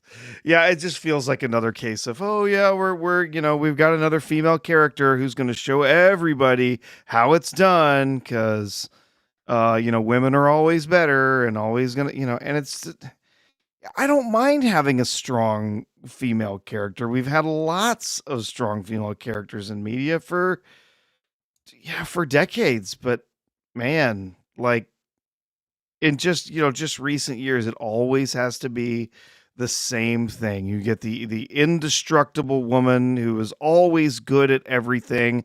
She just had to realize how great she was to be able to prove to the world that she is, the most impressive and the best. But the only obstacle that she ever has is herself and recognizing her own greatness. And there's never anything to conquer. There's never any lessons to be learned. That's the template that we've had forever. Uh, 6. Are you serious? She's Supergirl. Why wouldn't she be the boss? Well, maybe she is, but she needs to show how she got there. Is she just magically good at everything always? Is she the No, world's best no, pilot? it's Is she this the kind of world's smirky arrogance that they made her. Like, she's drunk and arrogant and smirky. And I think that people are kind of tired. Marla Sharondoff, friend of the channel, is saying Helen Slater is my favorite movie, Supergirl. You know what, I liked Helen Slater too. Helen Slater, I think that she combined being feminine, but also she was Supergirl. I didn't have an issue with that. I actually, as a kid, I saw Supergirl and I enjoyed the movie. I haven't watched it in more recent years. I understand that perhaps the storytelling there is not great. Maybe it was enough for like a kid to like it, but I liked whatever I saw. I liked her, and to this day, I still think that Helen Slater way better Supergirl than this one. This Yeah. one, I And 100% thought that the casting for Supergirl with Helen Slater was good. Maybe the movie wasn't as good as it should have been. yeah. And to the same thing, you say, okay, well, Superman is Superman. Why shouldn't he be the boss? Uh, i- because might doesn't make right. He's not always the boss. He's not always in charge. When you put together everybody, you put all of the crew together of, all of the DC superheroes. There are many times when Superman, is not going to be in charge of the situation. He's letting other people kind of lead, be more tactical or kind of help make decisions. They're going to be in charge of this. He's going to be in charge of that. He's not a one man does everything on his own type of character. Not always. Yeah. Yeah. So yeah, I don't know, but yeah, I mean, I'm still gonna watch the movie. I just feel like it's yeah, it just feels like a template that we've seen a dozen times over already. There's something weird going on. Uh, Hmm? the real headcase sent me an email, and I tried to click on the thing that he sent, but it's not the video, unfortunately. Check out the video that you sent me, and you'll see that it's not actually the video. I tried to replay it. I just opened your email and I tried to replay it, and it showed me your own screen. It says something like you're recording a broadcast or something, but it's as if I'm seeing your interface that you're recording something, but I don't see what you're recording. I don't quite know how to explain it, but the file that you sent me is not the file. Oh, if it was a screen recording, it could be that it was. If you're trying to do a screen recording of a stream, then sometimes there's issues with it blocking that because of HDCP. And so it doesn't actually pick up the actual. You know what? I can't image believe I'm going to itself. do this. I can't believe it. This is the weirdest thing ever. Tell us in the chat at what minute of the stream it happens, whatever you're saying, and I will open a window now. Open that minute, press play, and I will look together with you and the whole chat, and we'll see if you're correct or not. And even if you're not, I'm not going to be mad. I'm going to be at least happy that we've resolved the misunderstanding, because I don't believe that I said anything bad about anybody in the chat. It just doesn't sound like me, but I want to see at least where the misunderstanding originated. If you want to tell me where it is, I'll click. You can also click the video that you sent me and you'll see that it didn't actually record it. So Get Pam Bondi on the case. She's free now. I see.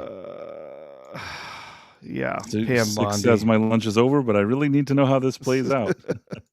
I mean, I'm telling you, I went back, I watched the video.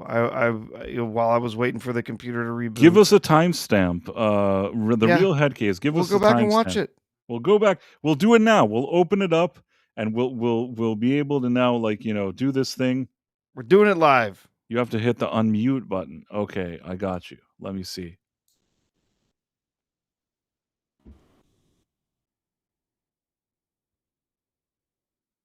Unmute. No, I'm not muted. It says screen record, but I can't. I don't hear anything. I don't know what you're saying. It's not working for me. I don't have any video either. I don't see the image. Just tell me what the timestamp is. I'll make it work. Let me try to open in QuickTime. Maybe it'll give me the thing there. Nothing. Check the video that you sent me. Press play. Doesn't work for me. Not mute, not unmute, nothing. Give me the timestamp. Anyhow, Super Mario Brothers 3. What's up? We're talking about Super Mario Brothers. And there's a Super Mario Brothers movie. And you're Super Mario Brothers 3, which I haven't seen you in a while. How's it going?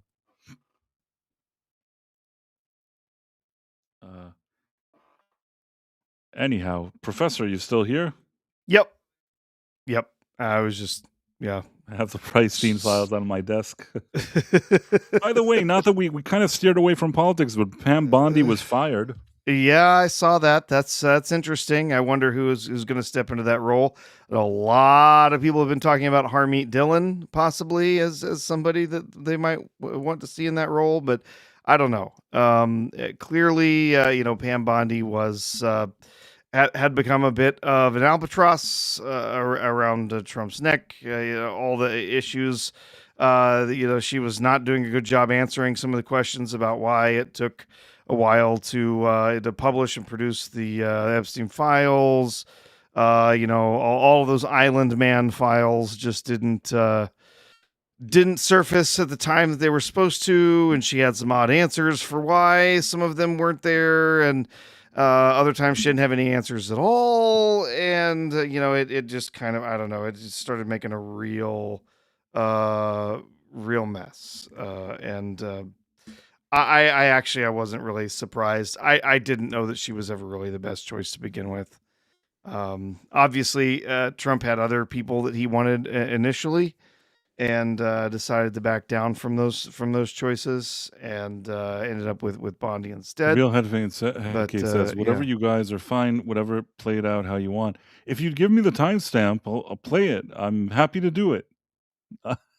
I'm trying to resolve it. I'm trying to work with you, the Real Head Case. You send me the timestamp, you tell me when I said it, I open another window, I open it up, and we'll press play.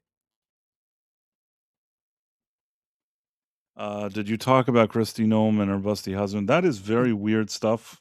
I don't even know that I want to even think about that. That is just weird stuff. I don't even know what to think about that, really. You notice how funny he is, like, talking about her. It is a role to cast in a movie, and somehow it is not 100% sure. In any case, the only thing I'll say is people keep focusing on the Island Man files, but for me, the reason why I thought that she, I could be wrong, but it seems like a lot of weird stuff was uncovered after, Trump came into office. A lot of government offices that seem to be, at the time you had Elon Musk looking through stuff about money, where it went, a lot of different things. There have been situations, I don't know, that maybe require some action, and it kind of felt like she isn't doing a lot of action on a lot of stuff. Maybe I'm wrong. Kind of seemed that way. Uh, One could argue that the Island Man files weren't handled very well on her end. That's another story. But aside from the Island Man files not being handled well, I think that there were other basic things that people kind of were hoping for more results on, and she seemed to kind of stall or not really do anything with it. I don't know if whoever Trump puts instead is going to be any better, but I also don't think she was his most stellar appointment either. No. Okay, the Real Head Case says 52. Get ready, guys. Are you ready, Professor? Here, I can share it. I've already got it open because this is what I watched earlier. So, okay, hold on just a sec. Let's do it. We're going to have answers now, 6.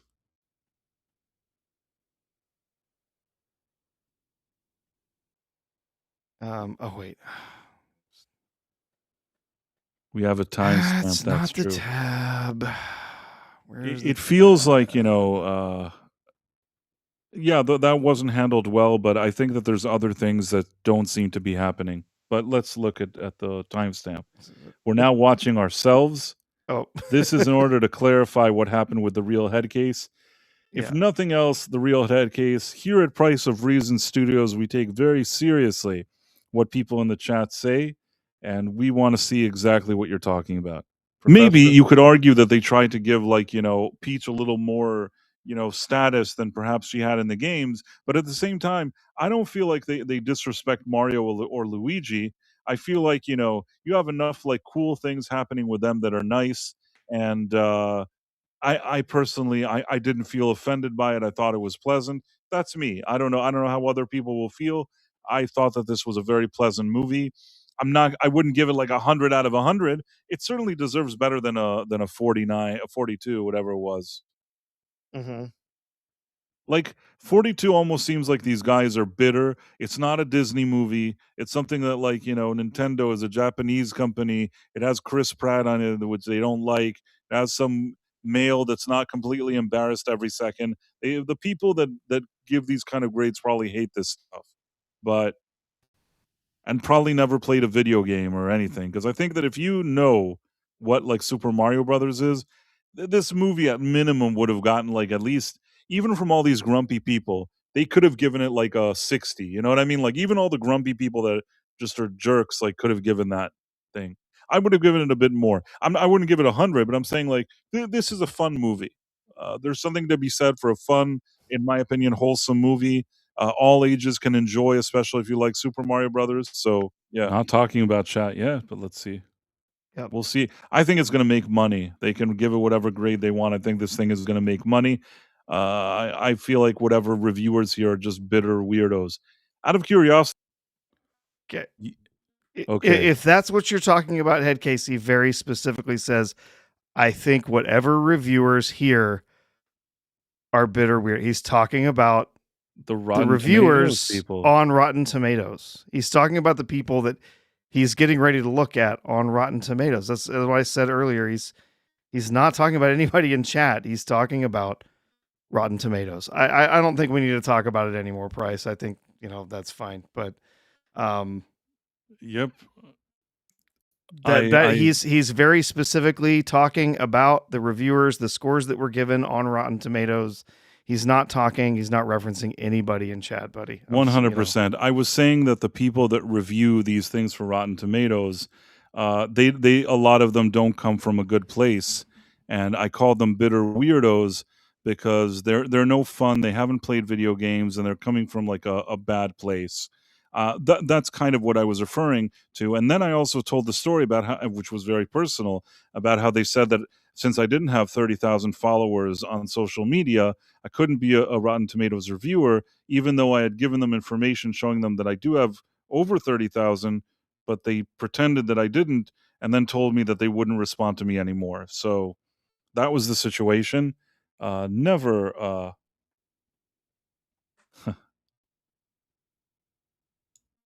I mean, I said that about the reviewers of Rotten Are Tomatoes. you a reviewer on Rotten Tomatoes?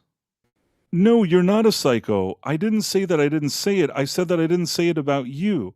You were saying that I called you a bitter weirdo, or whatever it is. And I told you, no, I didn't call you a bitter weirdo. I called the people on Rotten Tomatoes that are their reviewers. I think that their reviewers, the one that they quote unquote approve, are weirdos. That's what I mean, if you're an approved reviewer on Rotten Tomatoes, then I guess we were talking about you. Yes, but I was saying that the approved reviewers, the ones that Rotten Tomatoes deems like Rotten Tomatoes material, quote unquote, they're often bitter weirdos. That is what I meant.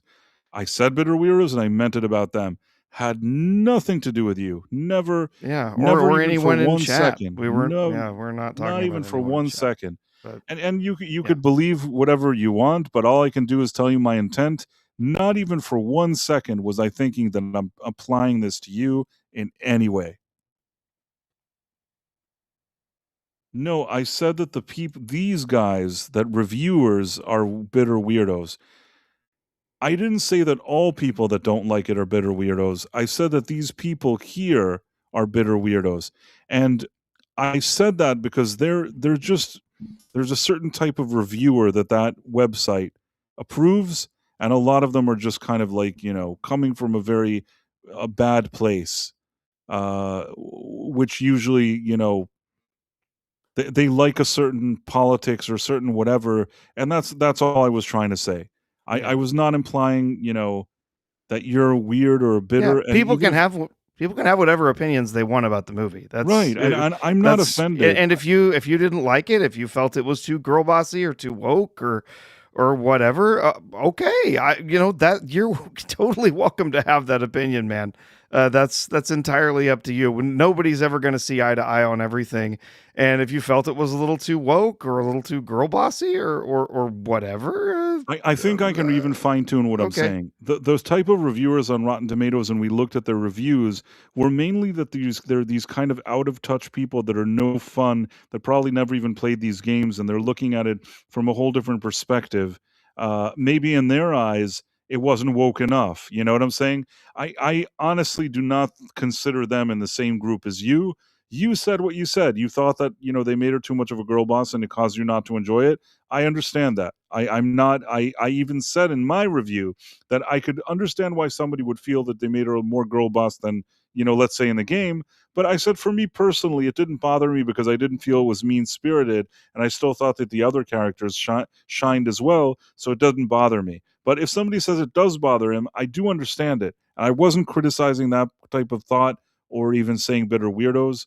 I wouldn't call people that are in the chat that I consider my friends bitter weirdos for no reason, unless it was in jest. Anyhow, Yeah. Yep.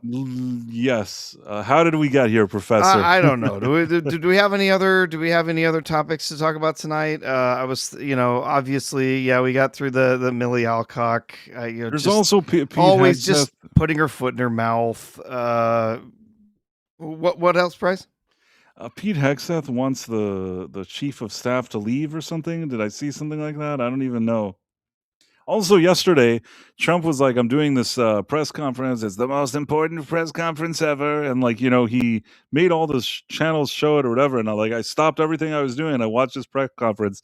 He didn't say he didn't say anything he's just been saying the same thing over and over again. He didn't say anything special in that press conference. I sat there and watched it, and I felt like he didn't bring anything new to the table. It was just kind of saying his usual nonsense. It was like, okay.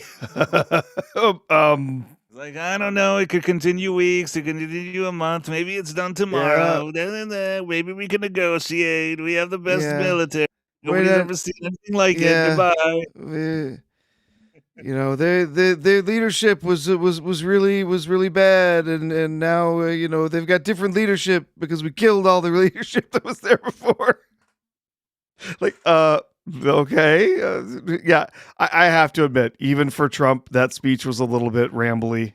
I watched it for a little while. I was like, what is he even like? Why is this a primetime address? It was kind of all over the place. Like, yeah, we killed them all, and what? Okay. Next, what else is on? Can I go watch more footage of the people flying through space or whatever? Oh, there was that space thing that seemed okay, at least. Yeah. I kind of mentioned that earlier. Yeah. So far it seems to be going well. I'm happy for them. I'm pleased that the launch went well. I'm pleased that their early tests went well and that they're on their way out towards the moon. That's great. It's high time we went back out and started exploring further outside of the orbit of the planet. It's time that we went back to the moon, see if there's anything anything more we can learn up there. Obviously from the from the earlier missions, which I believe they did land on the moon. There's a piece of contention there, but anyway, they basically just found out it's a big ball of razor sharp dust, and there wasn't really a whole lot more to be learned out there. But we have new technology, potentially the chances for us to be able to find. Let's see if there's water. Let's see if there's other elements there that could be used potentially to help us build some kind of permanent base out there. And if we can, then perhaps that's going to be a potential launching pad or a stop on the way to getting to Mars, which would also be incredibly awesome. So. A Phantom Monk mentions the whalers on the moon. It's like Futurama. Bob Marley and the Whalers. No, it's Futurama joke. The whalers on the moon. It's the when they go to in the second episode of Futurama, they go to a theme park on the moon, and there's there's a bunch of they misunderstand history, and so there's whalers on the moon. It's bizarre. That is very strange. Yeah, it is funny. I once saw the Whalers. I think I Oh, saw. the Whaler. Oh, okay, the band. I think that I saw many years ago Ziggy Marley and the Wailers. I know that sounds strange, but obviously Bob Marley wasn't alive, and for some reason I thought I saw Ziggy Marley perform with the Wailers. And really, I mean, if you can't watch Bob Marley and the Wailers, I think Ziggy Marley and the Wailers at least was not bad. I mean, I think he also had his own band called like Ziggy Marley and the Melody Makers or something like that. But for some reason, I think I saw something specific that he was with the Wailers. I don't remember now. This is all a very long time ago. I was young as well, but yeah, I didn't have any issue with it. Thought it was cool. I don't know why we were talking about the Wailers. The Wailers. Yeah, You were saying Wailers something else. Yeah. Yeah, I don't know. We'll see what we get to over the moon mission over the next few days. But it looks interesting. Yeah, Monday will be the day that they actually get to the moon. Yeah, Pure Blood Based Berserker as the song the Whalers sing. From Ziggy Futurama. Marley had a song called "Tomorrow People." The Tomorrow People. Tomorrow people, where is your pass? Whoa. Something like that. I have no idea. I have no idea. I don't know why I think that's a song. I think I was at a concert and that's what he was singing. Again, we're talking decades ago, so could be all wrong, but I think he has a song something like "Tomorrow people, where is your past? Tomorrow people, you thought it was built to last," or something like that. I could be now just making this up.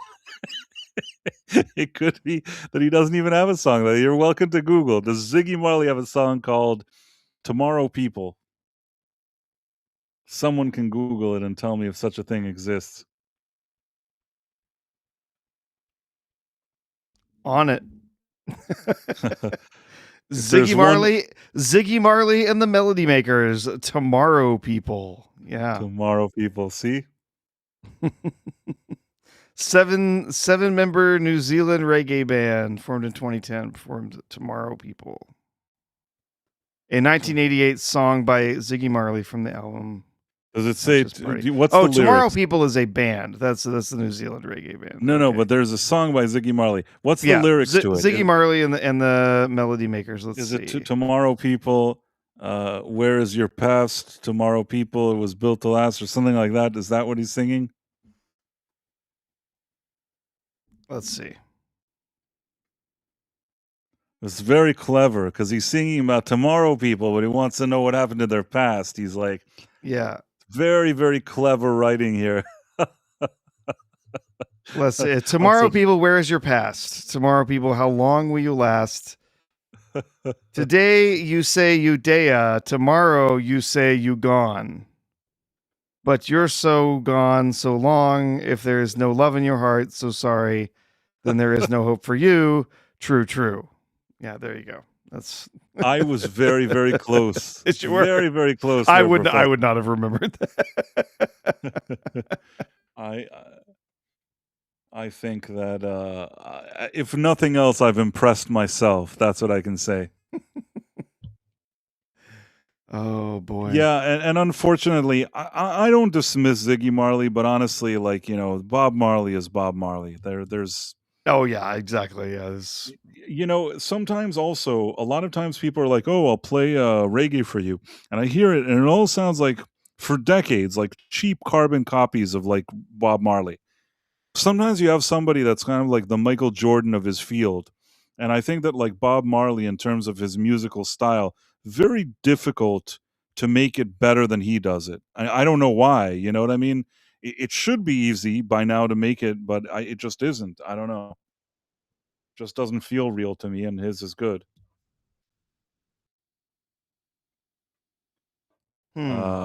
yeah, so I did what I did, and I thought that was pretty good. That's funny. I guess we can start saying goodbye to Yeah, people, I don't think Professor. there's much else for us to talk about tonight. Let me get you the list for our friends over on Rumble. Uh-oh, where did it go? Tomorrow, people, where is your past? Whoa.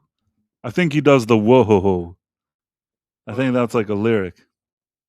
So wasn't that band like, wasn't it like all of Bob's kids? Wasn't it like all of Bob Marley's kids that were the band that Ziggy played with? I'm not 100% sure. They were called the Melody Makers. It wouldn't surprise me if it turned out, he had a million children, maybe a few other children were there, but there was also another Marley over the years that got a little more exposure, maybe Damian Marley?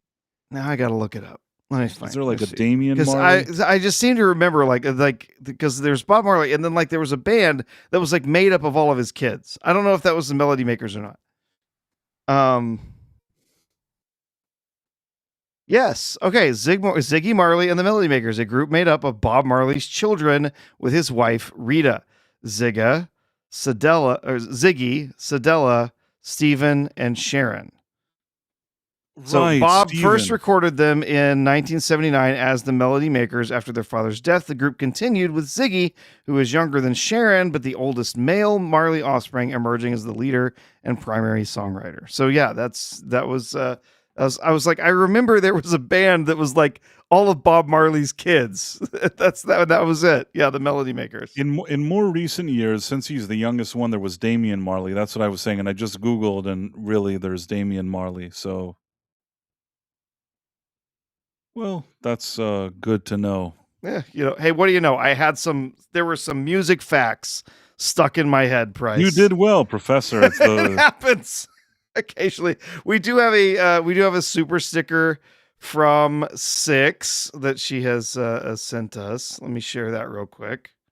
I really like Six. I sent you the list of. I really like Six, but I don't want to say too much because that would probably annoy her. But I'm always happy to see Six here. I feel like Six, if you say too many good things, then you're in hot water. So I'm gonna tread carefully here. Let's see. There you go, Price. I shared it. Here's okay. $1.49 super sticker with some popcorn super sticker. So thank you. Thank you very much, Six. I'm really happy that you're here. It was really nice to see you here. Seriously, I mean that. Now I'll shut up. So let's look on Rumble. We had Phantom on Gaming Stuff, Deeple 101, Dude Bro Stuff 420, Angelo DD, Pyromancer, Pure Blood Base Berserker. Did I miss anybody? Nope. I think we're good. That was it. We had a pretty small group over chatting with us on Rumble this evening. So it's glad to see all of you, though. Really appreciate everybody showing up and hanging out with us. Make sure to like and subscribe. Yes.